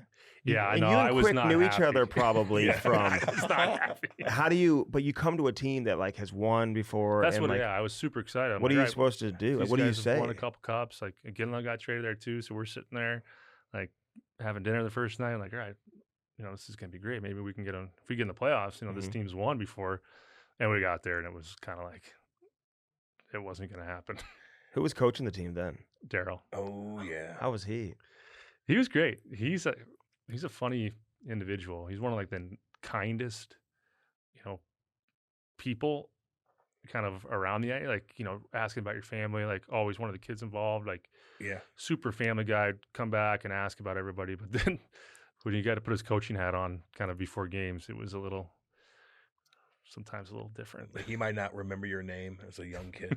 Other guys have told us that. Blake Coleman just told us like some great stories about. He didn't always get along with them, but then all of a sudden, like he would like be there to like wish his wife happy birthday. Right. I would say he did a great job of just like the family man he was, and like the way that he respected you as a human.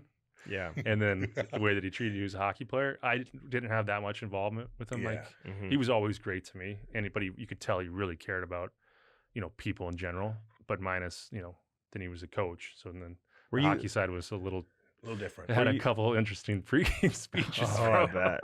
Were you about to be a UFA too? Yeah. So were you worried that was going to impact your status as a free agent? A little bit, but at that time there was only so many teams that needed a goalie, and I kind of already knew I was going to hopefully go to Dallas. What's it like being a backup's tough. You know what I mean? Well, we kind of played like at that point. I mean, we played 7 games. He probably played 10 games. Okay. So it was kind of like I got alternate. So It's like 2-1, so 1-2 but it it was was getting bagged. It was only a month, Okay. like a month and a half. It wasn't that long because we didn't make it. But yeah, no, it was different for me. Just kind of getting used to that. But it was also great. It's always fun to go play like with different teams. Get to play with Jonathan Quick, he's cool. Huh?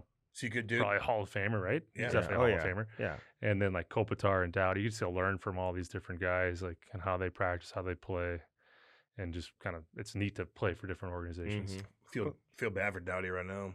Yeah, it's a tough break, but I almost think it's better that it happens now and not later in the season. Yeah. Yeah, you'd rather have it Well, happen during early in the preseason versus first like game. in November. Exactly. Or just not happen at all. Is he? What's he like behind the scenes, Dowdy? He's a pretty cool guy. He's awesome. He's hilarious. Great team guy and everything. Like, He's just hilarious. He's one of the funniest, one of the most talented hockey players. He'd come back. When I wasn't playing, he'd come back. He'd start talking about something completely random that had nothing to do with hockey. And then they'd be like, Drew, you're up. And then he's like, all right, gotta go jump on the ice. Like, go make 7-6 plays, come back off, and just start talking about something completely Have random. to puck the whole game. he's like mic'd at the face-off, and he'll just look at the guy. And, what's your handicap? Yeah. Or he'll We chirp should you. play. He'll chirp you. He chirped Patty He did. hardcore. But the good thing Yeah, about him is he's so competitive, and even in practice, I always appreciated like 2-on-1s in practice. Sometimes D like kind of just go through the motion. Like that guy like wanted to stop every 2-on-1 in practice. Like extremely talented, awesome. but also like the guy cares a lot. Competitive. Yeah. You watching a lot? I see you just watching hockey nonstop. Are you just watching? Like, what does your job consist of? Are you traveling all over the place? Like, what do you got going?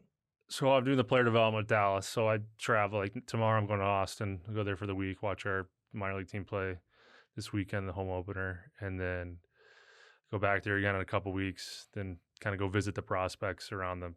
We have 4 guys in the OHL, 4 guys in college, 1 kid in the WHL, 1 kid in the USHL, and 2 kids in Europe, 1 goalie in Germany, another forward in Sweden. So might go to Germany twice this year, go to Calgary at the end of the month to visit him.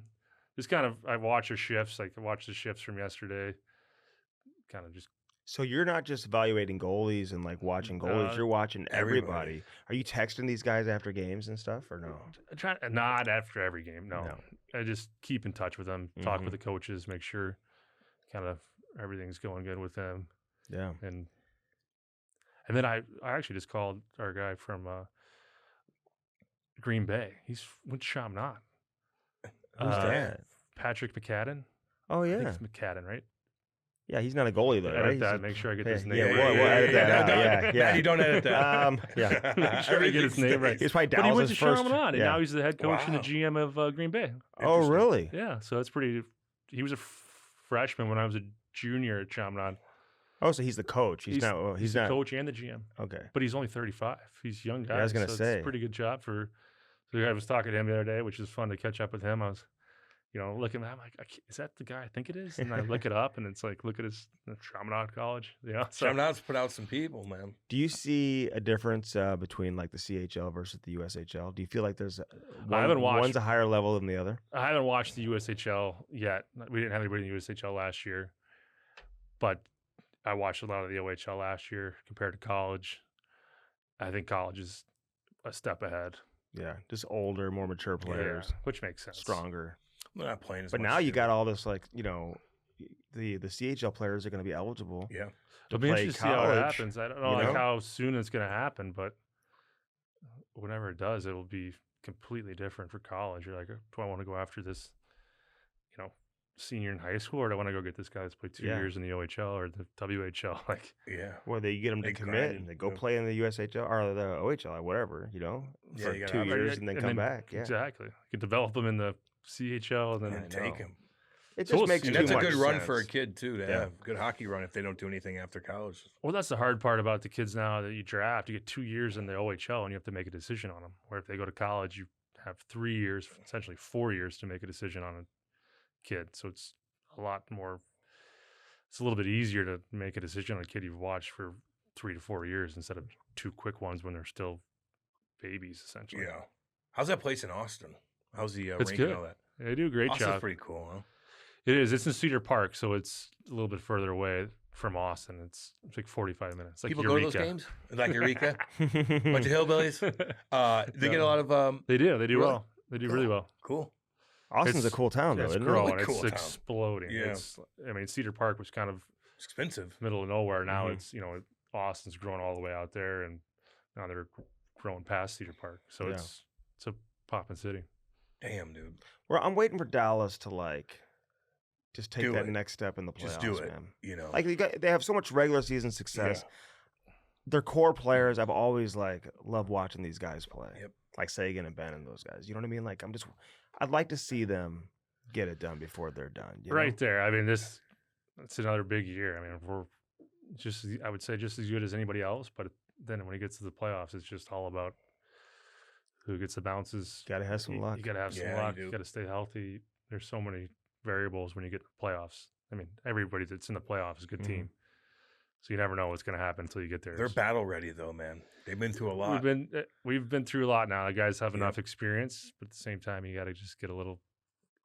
We're rooting for you. Yeah, I know. I'm telling you, dude. I like Jamie Ben. I'll give him a shout out right now. Goddamn right. My favorite player though is because I like Robertson and Wyatt Johnston and all these young guys and and Heiskanen and all these guys, but That little Logan Stankoven, man, like this guy is just Stankoven. Stankoven, man. He's everywhere. He's great, and he never gets. I mean, guy never gets knocked off the puck. The guy's just a little tank. He is, and he just has a motor that doesn't stop. He's going to be a great player. I mean, this should be interesting. His kind of first full year now. He's still considered a rookie. Like no one's even talking about him. He can win the Calder. They're not talking about him. Like they're just talking about like Celebrini and all these. I'm like, don't sleep on that Logan Stankoven, man. He may win the Calder. He may be the best rookie in the league. Give him that shout out. He's always in the mix. Like he's just, if it's a run and gun game, he's in the mix. If it's a hard hitting physical game, like he's in the mix. If it's a low scoring game, he's in the mix. High scoring game. If it's a skill game, he can play that way too. Like he can like play any style of hockey you want to play. No, he's a dog on a bone, man. Like he sees that puck, like he goes in the corner. It's funny because of his size. Everybody kind of, we're knocking him about how big he was, but the guy never gets knocked down. Never gets knocked off the puck. He's got a great shot. He just goes 100 miles an hour the whole game. It's gonna be impressive to watch. Yeah. So you still got your place down in Dallas? No, we're here full time now. Full time? Okay. So he's traveling out of here to go where? Cool. Yeah, we moved back last year, almost a year ago. Where's your wife from? Tampa. Ah. Oh, nice. So how'd you meet her?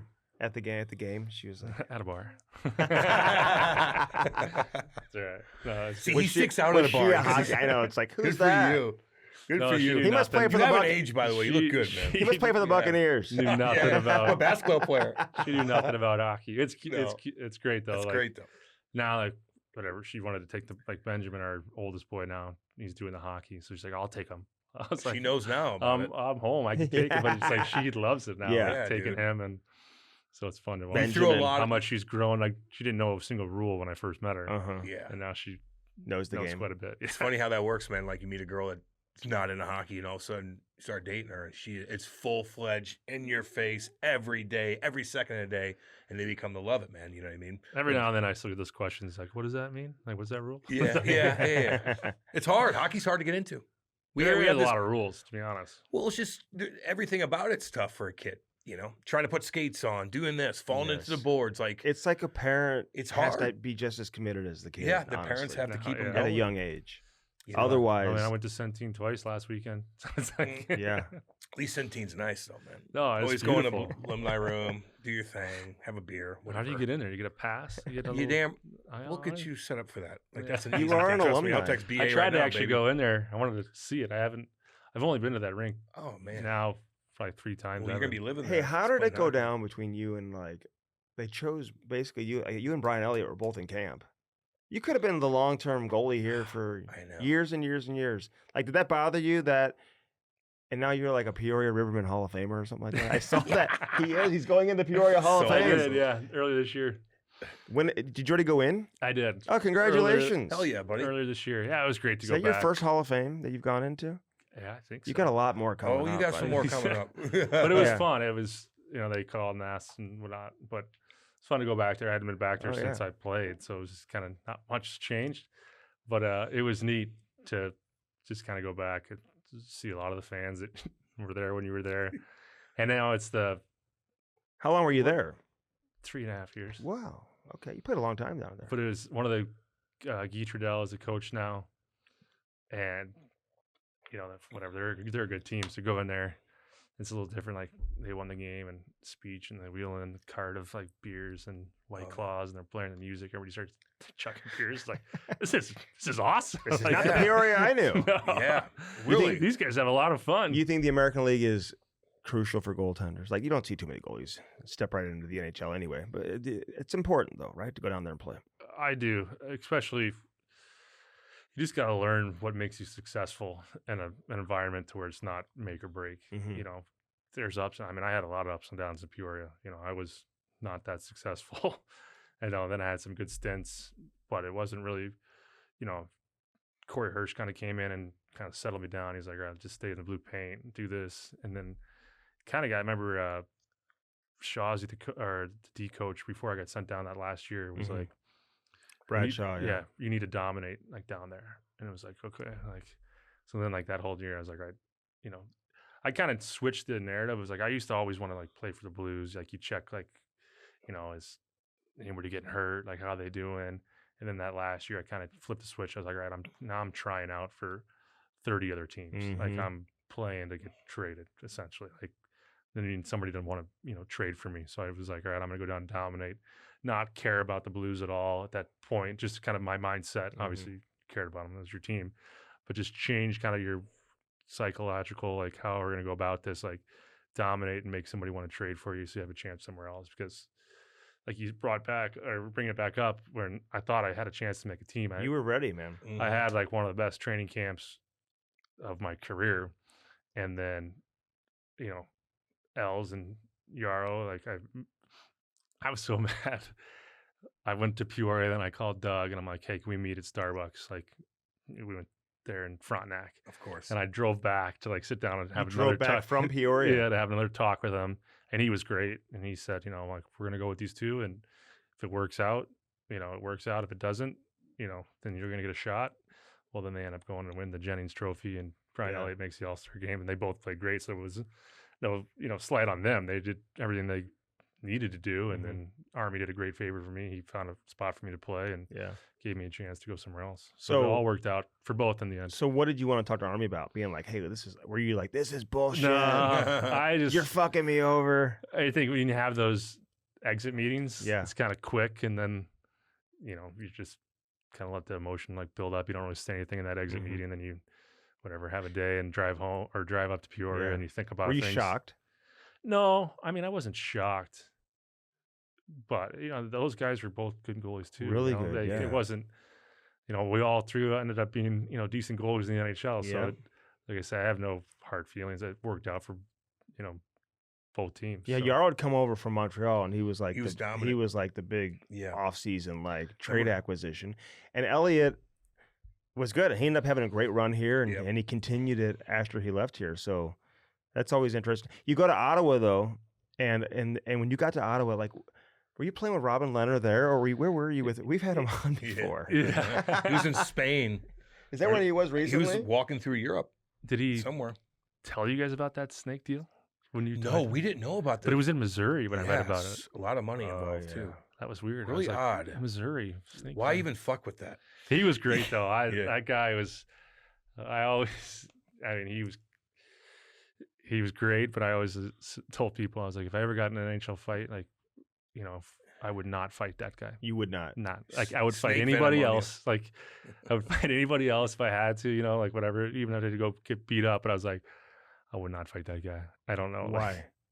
Because he just had that guy could flip a switch where it was like, I would say if you were in war, you want him on your side. Like, have you seen him like go crazy, like just get upset? Like I've seen him, snap. But he was good. We were good friends, and he was a great goalie. I mean, when I got to play with him, we were both really good, so it was fun. Like were you both in Ottawa together, or were you in Binghamton? So I got traded there, and I went to Binghamton for a weekend, and then I got called up to Ottawa. I think Robin had just played a game against Boston and won, so they kept him up there. So I played a couple games down there, and then I was in Ottawa the rest of that season, which was great because I got to play like 7-8 games almost in a row when we were in the playoff race and did fairly well. So then we went into the playoffs. We lost to the Rangers in the first round, and then the next year was a lockout. So I was one of those few exceptions. I think there was like 3 or 4 of us. I had signed a one-way. It was my first one-way in Ottawa. Of course, the lockout. But if you were on the 12-13 lockout playoff, if you were in the American League playoff roster the year before, you could go back to the American League. And so I could go back. I think there was, like I said, 3 or 4 of us that had that exemption. But I was talking to some teams in Europe and whatnot, and Ottawa was kind of being tough to deal with. I think so I had to go sign another American League contract. You are not to go to Europe and play. No, but I think I signed. I'm going to keep an eye on you. They signed me for like AHL minimum. Which is like, what, 65,000? No, it was like 30 grand. Oh shit! Really? So I had to pay my insurance on my NHL salary that I wasn't getting paid. I was paying to play in Binghamton. Oh, God. So I didn't go there. Binghamton too, by the way. Didn't go there until the first game of the season. We finally worked it out. But yeah, they were like, I basically had to pay to play there. Was Walmer your goalie coach? Rick Wammer was there. Yeah, Wammer was there. That's right. I had Wammer, but Wammer was He's unreal. cool. Like I love Wammer, man. And one of my he favorites. kind of brought me to Ottawa. I think he had a big say in kind of like, all right, this guy can maybe do it. So he had a big say in me going there. He'll chirp you though. Oh yeah, no, Wammer's the best. I mean, never been worked so hard in my life. That guy used to bag me. So I used to come off practice and my hands would be cramping, everything would be cramping like in the locker room. That's why you have a knee injury from Wammer. But he was all good. the bag skates. But yeah, then I was then oh my God. Binghamton, or Cam was the one normally shooting on me. No, it's tough, man. Being a backup goalie, being a guy that's sitting games out, like we're getting bagged, and so if Wammer's chirping a little bit because you fuck up, and he's like, "No wonder you're not playing, but I'm gonna kill you." That is true. David Prawn's toe dragging everybody. So weird. Goalies, man. There was like a study. Larry Plow had broken it down years ago, and he showed me like how many goalies actually make it to the NHL with the team they were drafted by. Like it's not many. Probably more so now, I guess, maybe than it used to be. But it's such a long before you can do you ever feel comfortable as a goalie? Yeah, no. I mean, that's coming from college where you only played 30 games, 35 games, and then learning the pro schedule. That's where I'm saying it's good to go down there and kind of figure out what works for you, and find the routine, find what makes you successful, because to do it through a whole season. And then when you finally, got a couple stints with the Blues there where, that first year was great when we went to the playoffs against Vancouver. They sent, Manny down. I got called up for, a couple months there, go to the playoffs. Fun. I think I played like a period when I got called up, but just to learn the experience. And then, like I said, the next year I wanted to be with the Blues so bad after getting that taste that I kind of forgot that I had to take care of business in Peoria. And it took a couple years before I finally was like, all right, this is it. Like, this is what works. This is like, now I'm dominating down here. And then when I finally got the opportunity to kind of in Ottawa, and then even more so in Tampa, like I knew what to do. I wasn't nervous. Didn't have to think about what made me successful. And so it's kind of, there's no way I would have made it, if I didn't have that time in Peoria to kind of figure it out. But you came up at a time when it was the Oshie, Berglund, we were all Eric together. Johnson, Perron, all you guys were kind of all coming up together, right? They were ahead of me. I was in Peoria, but we were all best buddies. I know, but around the same age. Team. But you guys, you became tight with all those guys, though, right? Yeah, no, it was a lot of fun. Osh and Bergie and they came and stayed at my house one summer, kind of when we were starting to train, and I lived with Bergie for a few years in the summers when I'd come back. We'd live in Clayton. Osh, he'd let me use his rental car or his loaner car I would drive. Osh is the best. He's awesome. I always tell the story that everybody's one of the best human beings could be like, oh, I totaled your car. I'd be like, oh, don't worry about it. You're good. Like, we'll figure it out. Like, it just never gets worried about anything. So we had some fun. I remember we took him to the Missouri-Illinois football game down at the Dome. The Dome. And whatever, we had a fun night. We're going down the escalator. Nobody knew who any of us were, right? We were just kids before I think they even made the team. We're going down the escalators. Were they yelling just it? all loving it. Yeah. Berglund was hilarious, huh? Oh, yeah. We had a great conversation. He's with funny. him Yeah, he came on. Who did you think would end up being the best? Even back then, who did you think was going to have the best career of all those guys? I always thought Osh was the most skilled player I've ever seen. Really? Maybe still today. Like the stuff he could do with the puck. Remember, he used to throw it up in the rafters, catch it on his skate multiple times, in an NHL arena. You just chuck it up there, you tap it, and then catch it. He's just that guy had some of the best hand. He was one of probably the best athletes. He was good at everything he did. Yeah, man. I know. I used to see they would play football, catch with a football, but he'd be 30 yards away and just running, and he'd just catch with one hand, how you see all the receivers do it now. He could probably dunk. One of those guys. He's good at everything. Yeah. No, I'm glad you're saying he's just we gave him a shout out a few weeks ago, man, and he looks like he's probably done playing for. So he had an unbelievable run, though, too. Yeah, he did, and same thing worked out for everybody in the long run. Yeah. Would you guys all hook up when you play against each other? Would you guys all get together and stuff like that? When we were younger. Yeah. As we got older, families and whatnot, not as much. Yeah. Did you get along with Coop? Oh yeah. How's Coop? What makes him so different than other coaches? Well, I think first he was a lawyer before he was a hockey coach. Yeah. And so he's able to speak, the way he can talk, address a locker room, the way he commands it, the way he can kind of say something and mean something else. He's really good at communicating as far to the whole team. It's funny, the years I was there, rarely, maybe never did he come in and just start screaming and yelling at guys. I'd come in like, might be disappointed, but, never screamed and yelled, never kind of threw those tantrums, would hold guys accountable, but kind of privately. Like, he's the only coach I've had to, pull me aside and be like, team sucks tonight. Like, you want to get out of here? Like, like, I'm going to take you out. It's not you. But, just always kind of had your back. Really good at, I would say, communicating and just kind of understanding the way each player thinks. Mm-hmm.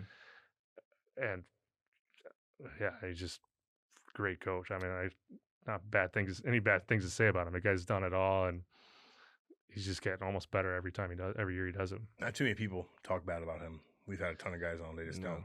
No, he never screams and yells. Like, the thing about him too, which was different, if you had the worst game ever and won, you'd be like, great win. You're like, well, we played like shit. Like, you'd be like, no, great win.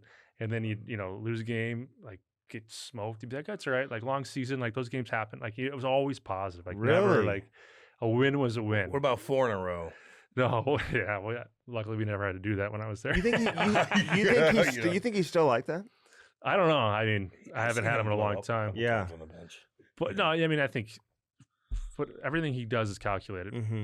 Yeah. But I just always appreciate the fact it's a long season, right? Sometimes coaches and, everybody can kind of get caught up in a 5-game Was segment. he an X's and O's guy, though? Like, on the board and, like, come up with, like, some new Bring it in. defensive scheme? Or... No, I always remember he was always big on face-offs, Mm-hmm. like preparing for face-offs. And not until I played for him, I realized how many face-offs there are in a game. Mm-hmm. So kind of like being on the same page for the face-offs was a bigger deal than I ever thought. Yeah. But no, obviously knows his X's and O's, but no, he's more of a team chemistry, like building the culture type of coach, not so much X's and O's. Any coach that you played for come in and was aggressive and kicked down the Gatorade or anything like that? I don't think I'd even see down the Gatorade. The old school. I mean, there's obviously been a few. Daryl had a couple, and just one moment where it was like one of the pregame speeches he gave was pretty interesting. When we were like kind of getting out of the playoffs, and he comes in, and we're playing Vancouver, and he's like, I know you guys all have your babysitters for after the game, and you guys are worried about that, World Summer Championship tournament you want to play in, this and that. You guys are awful against the Sedins. See how it goes tonight. It's like, all right, let's go. See how it goes. So, but that's kind of how Daryl was too, right? Like, he would kind of, all right, try to piss off the team before the game. So that was interesting. How'd you play that night? I don't know if I was playing. How'd the boys play? I don't know. At that point, we were. I'm just curious. It was just funny. Didn't matter. Like, that was his time in LA. He doesn't remember a lot about it. Like he ended up. That was his last year. I think the guys, like, it was. Were you there when they like locked him out of the dressing room? That was years before, apparently. But he guys tell that story. Like, they do. Yeah. Interesting coach, but I mean, obviously he's had a tremendous success. Like, everything he does is calculated. So like it. Yeah. But that was by far the funniest speech I've ever heard before a game. And like, I think Dustin Brown sat up and was like, all right, let's go, boys. You played for Hitch, though, too, didn't you? Yeah, in Dallas. Dallas is his second time around. Hey, listen, I got to ask you. We had you on before. It was during COVID. It was not the same type of conversation, so maybe we talked about it. But I know the Game 7 loss here against St. Louis when Patty became the hometown hero. You were like a hometown hero that night, too, man, because you were unbelievable. It's one of the best games you probably ever played, honestly, even though you lost the game. You were incredible in that game. It was a good game. It's funny to think back. Like, we had some opportunities to probably win that game. Yes, Jamie Benn, man, he was so close. And then I think like Cogs had it in the slot, like took it to his backhand, had him beat, and like came off his stick. maybe not have something like that. But we had like 2 opportunities, and it was just one of those games you're in the zone. It's like you didn't think you were going to get beat. You know, it was a good shot by Robert Thomas off the post, off your back, and then just lays there in the crease.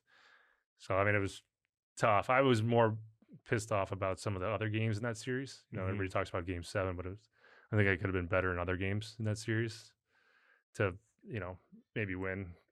So did Parayko catch you with a slap shot one time? Yeah, no, that was in Game 6. And then Steen scored, right? Yeah. Schwartzy knocked it out of the air. Yeah. It was going wide, and it was a great tip. Where'd that hit you? Just right in the collarbone. Oh, God. Oh, it wasn't the face. It was the collarbone. No, collarbone. Right. Just one of those. It's like when a catcher gets a foul ball, right? It hurts. Like, that guy's got an absolute. Did you stay in the game? For one more goal. The next shot, I think Sammy Blake came down on a breakaway and took a slap shot. Right, a slap shot. No. And then scored, and then they're like, all right, you're done, buddy. Yeah. That wasn't because I took myself. It's an iconic photo, though, of you and Patty. Can you look at that photo and appreciate it or not? No, I can't. Just because it's crazy it sounds is, when we lost that, like I wanted St. Louis to win. Just not so much because of the players at the time that I've wasn't happy with just after a series, but for the city, they deserved it. And so I was rooting for him. I mean, it was tough to watch just because, it could have been us there too. But, just as a childhood fan, right? You root for the Blues. I'm playing for Dallas, but your childhood team, you kind of have that still in your heart. So it was great to see them win. And I was still friends with a lot of those guys on that team. I went on a golf trip with them that summer after they won. So that was a lot of fun. You heard a lot about that. Hey, if somebody gave you that picture, which is probably one of the most iconic pictures in St. Louis sports history. In Blues history, yeah, for sure. Yeah, I mean, one of them. If Patty signed it and they gave it to you, would you hang that in your basement, or could you look at it and be like, "Fuck it"? You probably have signed. I've seen it in plenty of like would you have it in your like basement as like a memento? No, maybe. Just curious. Maybe not. I don't know. I'm just asking. I was thinking the same thing too. I'm just curious. I'm on the cover of Sports Illustrated, and it's like Brent Seabrook scoring a goal when we lost in the finals when I was in Tampa, and it's like, Sports Illustrated cover. Like I'm like right on it with him and I, and it's like I don't like that photo at all. You don't. So that's not hanging up in your house either. It's not. No. Everybody wants me to sign it too. I'm like, I'm not signing it. Did you it's the only thing in the. You won't sign it for anyone. I don't like signing. Even a kid. I started when I was first came out. People want to sign. I'm like, I don't like this is me losing the stick on the cup. Like I don't want to. I know the Patty one. No. Oh, the Sports Illustrated deal. Yeah. And everybody wants. We were in Plymouth this summer for the Four Nations. Get ready for the World Juniors, and these people were like just hounding me. They're like, I will sign anything, but I will not sign that. I'm done signing that. The thing. Blues one has a deeper meaning, obviously. So, yeah, and just knowing Patty, like I would say sign that one. That game, I would sign that, no problem. That game, it's unbelievable. I was in a box with our broadcasters were in our box, and to our right was your entire family. Yeah. During intermissions, and obviously it's going into overtime, and like I don't know if it was your uncle or whoever. Everybody's got Bishop jerseys on, and we're shooting the shit with everybody in the box. I'll never forget the look in your parents' face. Oh God, when that goal went in, because you were so good in that game, so good, dude. And you deserve to win. You know what I'm saying? Like somebody had to lose that game. It's unfortunate. Yeah, no, I mean I can kind of appreciate it now as a parent. Like I don't think I'll ever let my boys be goalies. I know what. Oh my God! I was going to ask you that. Would you let him or no? I tried to shoo him away from it. Yeah. Does he want to be a goalie? Not right now. I mean, he's only 6, so he's just starting, but. You gotta know now. Yeah. He should be in an academy. He needs to travel. He needs a goalie. He needs a goalie you coach. You need to travel more with your job in St. Louis. He needs a goalie if coach. If they want to do it, I'd let him be a coach too. But I don't think I want him to be a goalie. Exactly. Did you like Monty?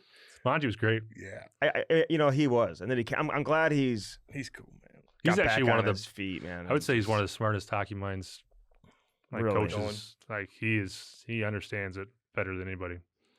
Like, damn, he's up there at the top. I mean, obviously, there's a lot of smart hockey minds, but I would say the way he thinks the game, the way he coaches, he gets it like better than most. I love Monty. Can I ask you this? Because Jeremy Swayman, he held out obviously, and he got his 8.25.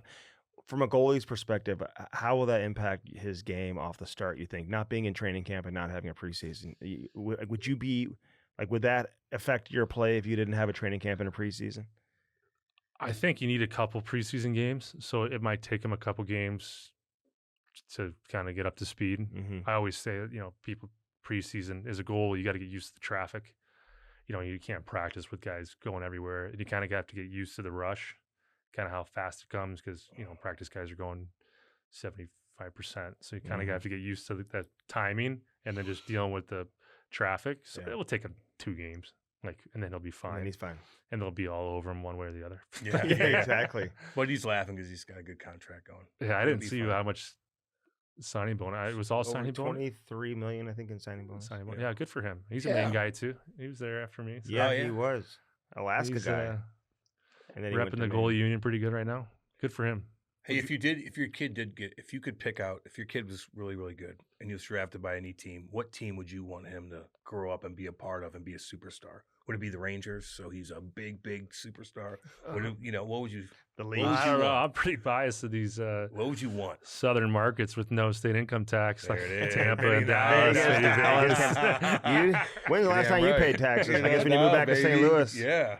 No, I mean, that's too greedy to ask, right? I know. This is anywhere would be curious. great. But no, St. Louis. Yeah, even St. Louis, but like Tampa and Dallas. Those are pretty nice towns I got to be a part of, and just kind of knowing the organizations, you're a little more biased, but both of those organizations are pretty You're going to have to move out every single year for Hurricanes, so Tampa now. Is Shesterkin worth $12 million a year? I think if they can win a Stanley Cup, yeah, maybe. Yeah. Well, they aren't winning without look at Bobrovsky, you kind of everybody was all over his know. contract, but it's like, all right, maybe now it's worth it. Just hell yeah, it's worth it now. But yeah, it's hard to share the wealth. I mean, there's so many good players now. Goalies have kind of been, I would say, underpaid as far as compared to, the elite ones should be paid. I think Fassi and them, How many elite goalies are there? Like who what you're going to get year in and year out? I would say, there's a handful, but I want to say you had to be the best player on your team, or one of the top 3 players on your team. Look at Saros. He's been phenomenal for years and years, and just kind of the backbone of that team, even though they got some great players. Obviously, Vasky, the years that he just dominated the league. Lundqvist dominated the league for all those years. Price dominated the league. So I feel like you have to be. Yeah. I would say there's a handful that do it year in and year out. Yeah, not many do it year in and year out. Like, how many guys have been up for the Vezina, every year. In a row. It kind of Hollaback's done a pretty good job recently. How many times were you up for the Vezina? At least once or 3. twice. Yeah. 3 times. You had some great numbers, man. Look up Ben Bishop. Yeah. Look how many years this guy was led the league in goals against or save percentage or was in the top 5. It's I mean, and it goes. That's the thing. Second you were second team NHL All-Star twice. Who was first team that year? Would that have been Lundqvist probably? Beat me one year. I came in second, and I got a chance to play with him in Dallas, and he's an unbelievable goalie. But I had better stats and everything, but games won. Oh, that's what the media was looking at. The games won. But he tied Marty's record. So I'm obviously for what? Impressed for the most wins in a season. Oh, he did. Jesus. What was that? So that year I felt like I could have won it. And then the next year Fassi won it, but I didn't play as many games as he did. And the first year I came in third. I think Tuukka Rask won it, and then Varlamov second. So are those teeth fake? The front two, yeah. Well, you lost your teeth? You didn't see that? Which one? I did see fucking that. Slap shot right to the. I've never really seen that with a goalie. What was that up? That's unacceptable. It's a funny story because they had fake teeth. They were caps or whatever. Yeah. And because I had one that when I was younger got hit, and so it was like a gray tooth. So they fixed both of them. So we were in Toronto, and guy takes a shot, and coming right at my face, so I kind of duck. So it knocks my 2 front teeth out. But they were caps, right? I didn't have any nerves in them or whatever. They were already cleaned up. So they pop out, look up, and they get the camera, and it was in Toronto. So they're like, "Oh, look how tough this guy is!" Stays in the game. But it was just spit him out. Yeah, they were. And you're not even in pain. No. And then I did all those LeBron memes, and it was funny. When he's getting carried off the ice, I'm like, "Yeah, no, I was hurt." After the game. That's funny. Who was LeBron memes. When you were playing? Were those older guys? Were they all good to you? When you play again, like Lundqvist and all those guys, you get to know those guys. Cam. Was I not good to you? Cam was great. Cam, he was a big role model. I used to work out with Cam when I was just a kid. He was the first one to make it. To make it. And out of St. Louis. People don't realize they give Cam, as much shit as they want, but nobody worked harder than he did. No. Like, you did everything from boxing to training to skills. Sometimes he needs to be reminded. Sometimes he needs to be coach. Yeah, himself. In his basement. Sometimes you need to be reminded. That's right. No, we all worked out together. Remember Andy would come in and talk to us? I would come in and just talk. Work out. It was Jordy, Brock, you and I, and was there one more? Brandon Bolig would come in. Yeah, Bolig every now. Oh, he a little bit later than me. At Power Play? Yeah, Power back Play, in the baby. day. We had that was before I started working out. It was fun, dude. We had made me want to go hang out with you guys every single day and compete. And then it was great when we got older, back at Harry's, remember? So Cam had the table, so Cam, get me into Harry's. Come on. Oh, yes. I would take care of Harry's. Harry's was my jam. I miss you. When I got traded back to I know, we need another Harry's in St. Louis. It went under when I left for Jersey the second time. Do you want to be a GM?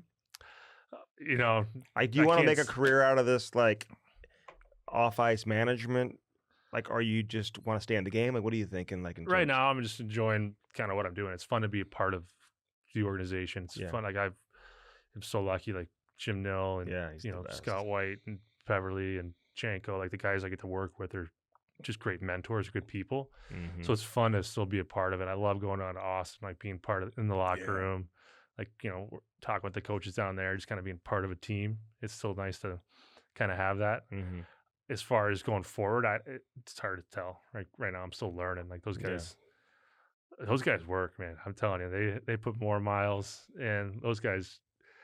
It's a lot that goes on behind the scenes that you don't see. So right now with kind of the family dynamic, right now the kids are still young, so it's easier to kind of leave. I'd be interested to see, as they get old, kind of where you're at, maybe kind of find something. But right now, I'm enjoying it. How many kids? 3. How many boys? 6, 4, and 1, all boys. All boys? Wow. Yeah, whole fraternity. 6, 4, and 1. You guys trying to get the third one to be a girl? Did she want a girl? She wants a girl, yeah. Still? I can tell you how to have a girl. Danny, that's 4 now. 4 boys. Andy's at 3, and he's peaked out bad. He's stressful. Well, my oldest is 13. They're all over the country. They're real kids. They go from being toys where they just kind of follow you around and do whatever you tell them. Their schedule is they do what you whatever say. Mine don't do that. Well, they don't. You know what I'm saying? Their schedule every day is however you want their schedule to be. You know, when they're young. Even though they got a bunch of stuff going on, and then it just turns into you're just running around all day. Yeah, you might just want to follow them and play hockey. You might be caught up so much with the kids playing youth hockey that you might not want to do anything. We'll see. Right now I'm trying to do obviously the best I can do at the job I'm doing right now, and then just kind of see where it goes. Yeah, you don't need to know. You got at least you can manage your family life right now. It's perfect. No, and I enjoy it. It's fun to be I love getting down there, talking with management, kind of about training camp. It's just fun to be a part of it. Yeah. Watch out for those tornadoes. Yeah, I did get hit by one of those. Did you get directly hit by that? Because windows were out and everything. But you still got hit. Direct path was 2 streets from mine. What kind of level? EF2? It was a big one. I don't know. It was Cam thinks he's a weatherman. He's trying to. No, I think it was. I forget, but it was a bigger one. It was a 4. It was a big one. That still rocked you. 2 streets over. You're still in the. We got hit bad. There was a stop sign that was plugged into the yard. Where'd you go? You have basements? There's no basement. Didn't Jamie Ben come over and check on you or something? Came and saved me, yeah. Well, saved not you? Me. No, but well, let's embellish the story. No, my phone died. Whatever. We were all talking, and it's this tornado's coming. My wife's freaking out. She's from Florida. Being from St. Louis, we hear the sirens quite a bit. Oh yeah. Mm-hmm. And the Cowboys game was on TV. It was Sunday night, so the game was still on. There was no warnings. The sirens were going off. Is it a home game? Dallas home game. Our oldest Benjamin was 2, so he's sleeping in the. He might have been even younger than that. Sleeping in the crib. She's like, "Where are we gonna go?" I'm like, "It's not gonna hit here." And then I go outside to check. I'm like, "I'll go look outside." Yeah. She changed the channel, and she's like, "It's a mile away." So we grab Benjamin. We go to our bath. Our master bathroom at the time didn't have any windows. It was kind of a little closet, and so we go in there, get in there. And I'm like, "This is silly, right?" And all of a sudden, it's boom, lights go out. Windows start breaking. And you just hear it come through, and then it's all of a sudden covering. Then I'm I'll never forget. I'm looking up, is this roof coming off? Because you could hear it. It was It For seemed how like it was long? like 5 seconds. It was pretty quick. Yeah, it was probably a fast one. 30 seconds. So then we would ever when there's like debris everywhere. I mean, trees down left and right. And then my phone dies, trying to get everything together, like get a flashlight, see what's going on outside. We had a massive tree that fell like right down our driveway. It could have came like through like the garage and like ruined everything. Or got you. And anyway, so then my phone dies. I'm trying to like plug it in the car, and then Jamie just like 45 minutes later, because he knew where we were and whatnot, just came on over. He lived right next to you? He was down a little bit further away, but like down the street, and comes over, like ringing the doorbell. No, it's not ringing. Finally comes in, and we're like, I'm scrambling, like just trying to get stuff together. But I'll never forget, the windows were broken. Like we taped it from the inside. Like these trash bags were taping. I'm like, we did a great job. And then the insurance person comes by. It's like, next time that happens, maybe you should tape them on the outside. Because it's still raining, like water's going in. Oh my God. Yeah, it was. So you walk and look at all the damage, like so. Then it was. Then like the next day, so whatever, we got out of there. The next day, I got up at like 5:30. We went to Jamie's and slept, and came over the next morning like 5:30. I wasn't playing the next night, so we had like a morning skate. I called like Monty. I'm like, I don't think I'm gonna be at the morning skate. If that's cool. Like, I go check on the house, and he's like, don't worry about it. But yeah, then 2 streets over, and it's like every window was blown off, every roofs were ripped off, all the cars were like turned on its side, every tree, and it was cars are turned over. Oh yeah, it was like that was a good one. Then it was a full on like a real tornado. Oh yeah, like what you see on the news. Dude, were you like, before it happened, and this is where my psycho comes out, I'd be like, I gotta go out there and look at it. That's what I did. I went outside. He just said he went outside. Yeah, but could you see it? She changed the game. The sky was because you have destroyed, like you probably have trees and houses. Yeah, it wasn't even that bad. And then she's like, the tornado's a mile away. Like, so we went into the bathroom, and that same time, I'm like, it's not gonna hit us. Like, right? It doesn't hit. Dude. And that's then, crazy. Boom. And it was crazy. The people, like the neighbors that were like on the direct path, they were telling the stories that they're like walking down the stairs because nobody really thought it was going to happen. And like everything, all the windows like blew outwards. Yep. Like all the windows like poof out, like because of the pressure or something. It's not. Yeah. Everything blows out. Damn. It's horrifying. Okay. Not as bad as a hurricane right now, though, because at least you could avoid Did you a have tornado. that in Tampa? Any hurricanes? Not when I was there. You're lucky. I know, it's sad. Because they had a couple things go down where they had to like move during training camp or something like that a few years back. It was nice when I was down there. Yeah. I think they're canceling the game tonight. Are they? Yeah. Because it hits tomorrow, right? Or Wednesday, I think they're canceling it. Wow. I know they're talking. Are they playing? They play tomorrow on Monday, right? Or is today Monday? I think Today's Monday. They played. Yeah, I do. I know. Benny. Well, thanks for coming by, dude. Anytime. Awesome. Anytime. And now you're around, so we'll be seeing you.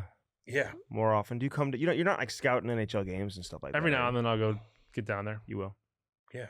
Hell yeah, dude. Come in the locker room. We'll get you a key. Yeah, I know. I got to come to the alumni. You're going to be living there soon when your kids get over. Exactly. Yeah, you need somewhere to go get away. Yeah, during practice. Bishop, man, appreciate you coming. Thanks for having me, guys. Right on, baby. Thanks, buddy. The Chemistry Podcast is brought to you by Bellman. BEHLMANN. Bellman Automotive. Located where? Troy, Missouri. Buick GMC on one side of the street. Right on the other side, Chrysler Dodge Jeep Ram. Get yourself some new wheels in time for the winter. All right, that was Ben Bishop. Why you got your headphones on? I don't know. I should What are you take them doing? off. I don't know. I don't know why I put them on. You know, he was cool, man. Yeah. He looks the exact same as when he came into the league when I was playing. Yes. You know, He looks here? great. Were you here when he came in? Yeah. Like here? Yeah. Like not like in New Jersey. No, I was here. Because I remember playing with him. I don't ever trust your No, answers, I have like if you remember or not. Well, some stuff I don't remember. Yes. But I do. I remember working out with him at a young age. Like I didn't know you if you were here when Yarrow was here. Were you? Yes. You played with Yarrow Yeah. and Elliot. Then. Okay. Nope, not Elliot, just Yarrow. Okay. Yarrow, Manny, Yarrow, Halak, Manny Legacy, Chris Mason, and Hilarious. Played for the Oilers. What's his name? Come on, help me. Goalie. Chris Mason years. Andy, you should know this. Played for Edmonton. Played for Edmonton too. Ty Conklin. Oh yeah. That's who. That's who my goalies He's a cool were. dude. Yeah, Ty was great. All those guys are great. Yeah. Elliot, I left when Mace. Hitch came in. I was gone. I can't believe we haven't had Mace on yet. We got to get him on. I know. He's doing a great job down in is. Nashville, He living is. it up. He is. So Yeah, but Benny's cool, man. He played with a lot of great players. Yes, he did. And he was really, really good. He's a damn good goalie. God, his body got beat up, dude. Big time. Knee on knee, or bone on bone, knee injury. You heard about it for a long time that he was playing with it, man. He's like, I can't do anything about it. I can't get it. How does that work? I don't know. Let's invent something. Come on, doctors. That doesn't make any sense. Unless he doesn't want to get major surgery, but you would think that you'd be able to. Well, you think they would have some type of device gel they could put in there, so it's not bone on bone. Bone on bone. Rub it against each other. Well, that's what happens when you have hip surgery. The bone in your hip starts. That's like the worst thing possible. Yeah, but I mean, besides the all the USA stuff that he did, dude, sorry? Dude, you are getting sick. Oh, damn it, Six Flags. Oh, you're gonna blame it on Six Flags? Let me look at you. You kind of look a little sick right now. Oh, God. Stupid Six Flags. Unless you're a sponsor. You look God. You got me sick. You look weathered today. Even more than usual. Six Flags. So Benny Bishop, man, all the best. And now he's working in player development. It must be nice. It's a tough gig, though. It's a tough gig, man. Yes. Traveling's not easy, dude. He's not traveling on the plane either. He's not traveling with the guys. Commercial. He's traveling commercial to all these towns in Canada and whatnot. Yeah. That makes it an extra pain in the ass. Mm-hmm. It's already bad enough when you got to travel with the team everywhere. Like that takes a lot out of you. Yeah. But this guy's traveling commercial and stuff like that. So it's just tax on the added stress, man. Yeah, I agree. Mm-hmm. And not very nice cities. But you got to do what you got to do. Austin is an amazing city. Not saying Austin. I don't know what I'm not saying Austin. Issue is with Austin. I'm not saying. Listen, he's probably going to some like Des Moines, Iowa. If he has to go to like an OHL town, maybe, or like he's got to go to Sault Ste. Marie or something like that. He's got to go to the Dub. There's probably some. You want to go to Lethbridge? Mm-hmm. That's tough travel. That's not a direct flight there from Dallas. Yeah. So Calgary. Although it's a beautiful city, but it's not easy to get there. But I'm saying if certain guys can just walk right into those positions when you have a great career. Of course. And it's a great I love when organizations take care of their own. I do too. The way it should be. I do too. I truly do. Mm-hmm. So. First Form brings us the Cam and Strick podcast, Cam, each and every week. It's firstform.com/Cam and Strick. That's our link. You're dang right it is. I crushed one of these bad boys. Well, tell the people to use our link. Use our link /Cam and Strick. I drank one of these bad boys. Yeah. I'm a little gassy. That's why I'm kind of burpy poo a little bit. I brought all the boys yesterday. What? After practice, beef sticks. Oh, God, they're good. I crush a couple. 20 grams of protein. 20 grams of protein. Yeah, I should have taken some pictures. I like the beef stick with a cheddar.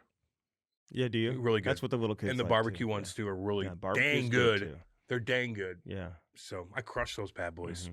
Would you call it jerky or just a beef stick? It's a beef stick. Yeah, it's not jerky. No, but I love jerky though, man. Do you? Jerky is the best thing to have when you're camping, when you're going on hikes and stuff like that, because it lasts a long time. You like venison?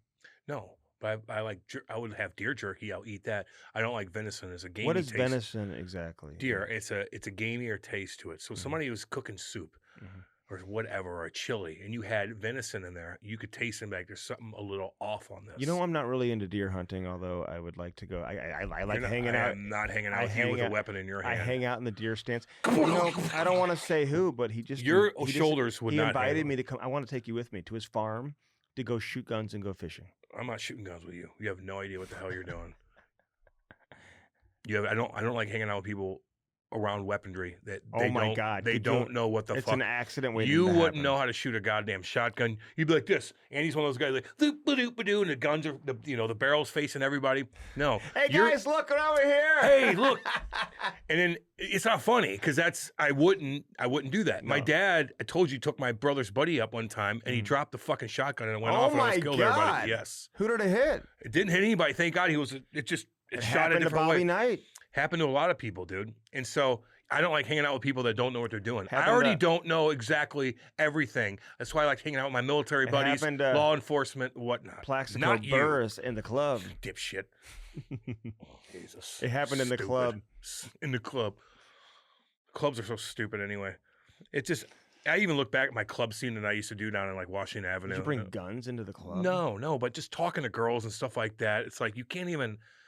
You're drinking Rebel vodka and all of a sudden you're like, in their ear while you're dancing. I hated that. That's why I like to go to a quiet place and like talk. Get to know them. Get to know them. Like, what's up? Show off your personality. I got to show off my fucking dance moves at the goddamn club. And I'm like this. Hey, ho, hey, ho. How are you? My breath stinks like God knows all the stuff I was doing that night. I'm like, it's embarrassing. I know. That's why I didn't like it. Well, I'm going to probably go shoot some guns. Not with me. Do a little fishing too, probably. You'll be an annoying fisherman too. And why? Because it's a relax. It's more of a relaxing. You can't talk. You can't you're gonna be looking at your phone, talking about trades and stuff like that. When you go with a guy that wants to fish, man, it's more of a just chill, kind of do your own thing. You're in your own Zen mode, both of you. Maybe you'll chime in and talk here and there, but you're fishing, dude. Okay. You're gonna be like all over the place. Do this, do that, shooting a gun, doing. I don't know. I ain't going. Okay. I ain't going. You know. It's all good. But it would be good for you to go learn how to shoot a gun. Yeah. You need to learn. You need to get one. No, I don't. Well, I have several actually at the house, just so you know. It's funny you have to lie about that. It just proves my point. No. Just get one. And a security system with cameras too. So it's all good. Anybody wants to try to. Don't even. And I've got the box cutter that I sleep next to. Take down a plane. Yes, it did. Multiple planes. Don't like talking about that. But it's realistic. But I will take you out if you. No, you won't. And that sucks. It's all good. Okay, so I was talking about the hunting the other day. Somebody had a picture of themselves. They went hunting and they had like a deer with a photo, like afterwards. Dude, the deer, it's like shot in the eye. It's not what you're supposed to do. It's bloody everywhere. It's shot in the side. Did you see that video the other day? Here we go. That guy was walking. The dog gets out of the person's house. The kids are playing in the yard. The mom is like, "Oh, little Tootsie got out. Get Tootsie. Get Tootsie." Goes up to the guy and kind of jumps on him, whatever, blah, blah. The guy shoots the dog. I know. Like 3 times. The kids are screaming. The woman's, and the dog is screaming. The dog is screaming so loud and then just falls down. I can't. Okay? Didn't fall. It was the most horrific thing that I said. Twitter is killing me. That's for you. That's on for you. No. Everything is so negative and crazy. That's what sells. Do you get that? That's what sells. I don't need to be looking at all this. That sucked. Did they have a blue check mark? Is that why I saw it? Probably. Or also, it's a hardcore video. So the woman's screaming. Oh, Jesus. And the kids are screaming. Yeah. Should he go to jail for that? Yeah. Yeah, damn right. For life? You shoot your firearm in front of children when there's a non-threat? Yeah, goddamn right. What if the dog that happened to my dad back in the 70s. What if the dog was biting him? Different story. I don't know what the dog was doing. Well, it didn't look like it was a threat. I couldn't. Can I send you the video later? I saw a piece of it and I'm like, oh God, this has something to do with an animal. And I had to keep going. The dog was crying. You heard it take its last breath. It depends if it was a major threat. You gotta put you would have to put I was losing. I did not handle it very well. Firstform.com/Cam&Strick, everybody. Jesus, what a bring the show down. Blue Note Roofing. Say hi to David Novak. David, what up, baby? They start tomorrow, 3 o'clock in the afternoon against Seattle. 314-920-5713. Big David boy, what up? Roofing. You have hail damage. Yep. Gutters. Fascia. Siding. They got it all, man. Soffit. Hey, only one person to call. One person. That's it. David Novak, 314-920-5713, baby. IRC, Owner Recovery Center. If you need to get a hold of anybody, go through us and we'll get you in touch. Right there in Swansea, Illinois. Right there. Home of Clayton Keller. Because he's pawned off Eric Conley will take care of you. Yes, they will. Call them up. They'll deal with your insurance. They'll deal with all that stuff. Warm bed waiting for you. Get right and get right now. IRC, baby. Warm bed. You make it sound like somebody was in the bed before they got in. It's a warm bed because you're going to be chilly and cold when you're coming off. Oh, stuff. I see. And you get in that warm bed, you'll feel a lot better. Okay. Hat launch and hat. Okay. Talk to me. Okay. Feel free to reach out. No to offense, me too. Sandy, but okay. Hatlaunch.com, baby. Best of the best. Call Danny and Jordan. Let them hook you up. Hey, every hat tells a story. If you see anybody wearing a hat, you see the logo. That's a story. What's behind that? Yep. What's behind it? If you have a, kids soccer team, baseball team, bachelor party, quick turnaround company, whatever the case is, great go to quality. them. Go to Hat Launch and they'll take care of you. Hatlaunch.com, baby. That's what First Form does. Say hi to Danny and Jordan and everybody. Hey, dudes. What's up, baby? Let's go. Sparks, baby. SparksHockey.com. Don't go see Seth. If you see Seth, you may deal with what? Well, you'll deal with a lot of stuff. He'll creep you out, but you also screw your skates up so your kid's going to toe pick and he's going to fall into the boards and bust out his AC joint. Oh, my God. That's it. Season, I'm a realist. Season over. Season over. What a waste of money. Waste. Why? How'd your season end? We didn't get a Sparks. We went to Seth. We went to instead. dipshit boy. Oh my God! SparksHockey.com. Use our promo code Cam and Strick. It's going to save you more money than Black Friday and Cyber Monday. Proper cannabis. Cam and Strick 20 saves you 20%. Damn right. Get that mind right. Get those chocolates. Get those edibles. Whatever you're looking for. Yeah. They will take care of you. Cam and Strick 20 saves you 20%. Tell them. Right on. Cam and Strick 20% right there, baby. Drive through too. Shilly Plastering. Get plastered with Shilly Plastering. You want to take your backyard to the next level? Turn it into an absolute oasis. So you feel like you're in a 5-star resort in Mexico. You don't ever leave. It'll save you money in the end because you never leave. Never leave. You know. Where are you? Where are you? Are you out of town? No, I'm in my. You have to lie to people because everyone wants to come over your house. Oh my like, I'm not home. Meanwhile, you're home. Yeah, but then they say, "Can we still use your pool?" Depends. My in-laws have a wonderful pool, dude. It's a fantastic backyard, and every time we go over there, somebody's there. Oh. Someone put their foot down on that. Jesus well, they're Christ. very welcoming. I hope everybody they're not listening to that. It's great. Everyone's welcome. Yeah, I bet. Shilly Plaster. I bet you're like, yay, people are here. Cam at Bellman, you get no. Swinging dicks. I told all y'all that. All y'all. Hey, check out that GMC Hummer. It's pretty cool. Buick GMC on one side of the street. I'm looking to probably get one. If I'm Clayton Keller, I'm getting one of those bad Hell boys. yeah. We probably hook him up with one from Bellman. I know. Clayton, reach out to us. We'll get you. No doubt. Drive that bad boy up to Utah. Woo! I'll drive it out for you.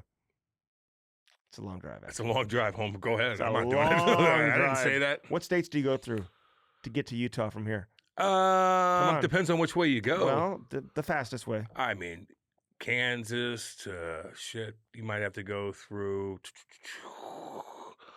Nebraska, cut through. Oh, okay, you're taking me all over the place, dude. Yeah, That's it not the depends way on I'm going. Which way you going? Colorado. Are there some Dakotas maybe you got to go to? Or probably not. I would say no. Okay. Maybe. I got to look at it. Texas, Oklahoma. Texas, Oklahoma, maybe not. Say hi to Danny boy. Danny boy, what up? Let's go. Let's go. And Dale. Dale, god dang it. Get back, god dang work. Told you. Kenny. Get on your game, Kenny. Love you guys, man. Troy, Missouri. Troy. Chrysler Dodge Jeep Ram on one side of the street, other side Buick GMC. All right, listen. Kansas, Nebraska. Okay. Well, you go to Arkansas and then Colorado. You hit Utah. You can go, yeah. Okay. Just Kansas. Okay. Arkansas to Colorado, really? I'm sorry, Kansas to Colorado and you hit Utah. Yeah. I understand because Arkansas has the word Kansas in it. So. Arkansas. You ain't going to subscribe to all our social media. Yep. Do it today. Check us out on YouTube, by the way. Like everything, follow everything. It helps out. Leave a comment. All the chirp a little bit, man. Yeah. Chirp Cam. Chirp me. I don't care. Do what you got to do. We love all you guys, man. We appreciate everything. Hey, hockey season's here. Enjoy we got some big boys coming up too. Yes, we do. Just so you know, love all you guys. Be cool. As long as Cam can get in here and do it. That's more of a me. We'll talk about that next episode. See you guys.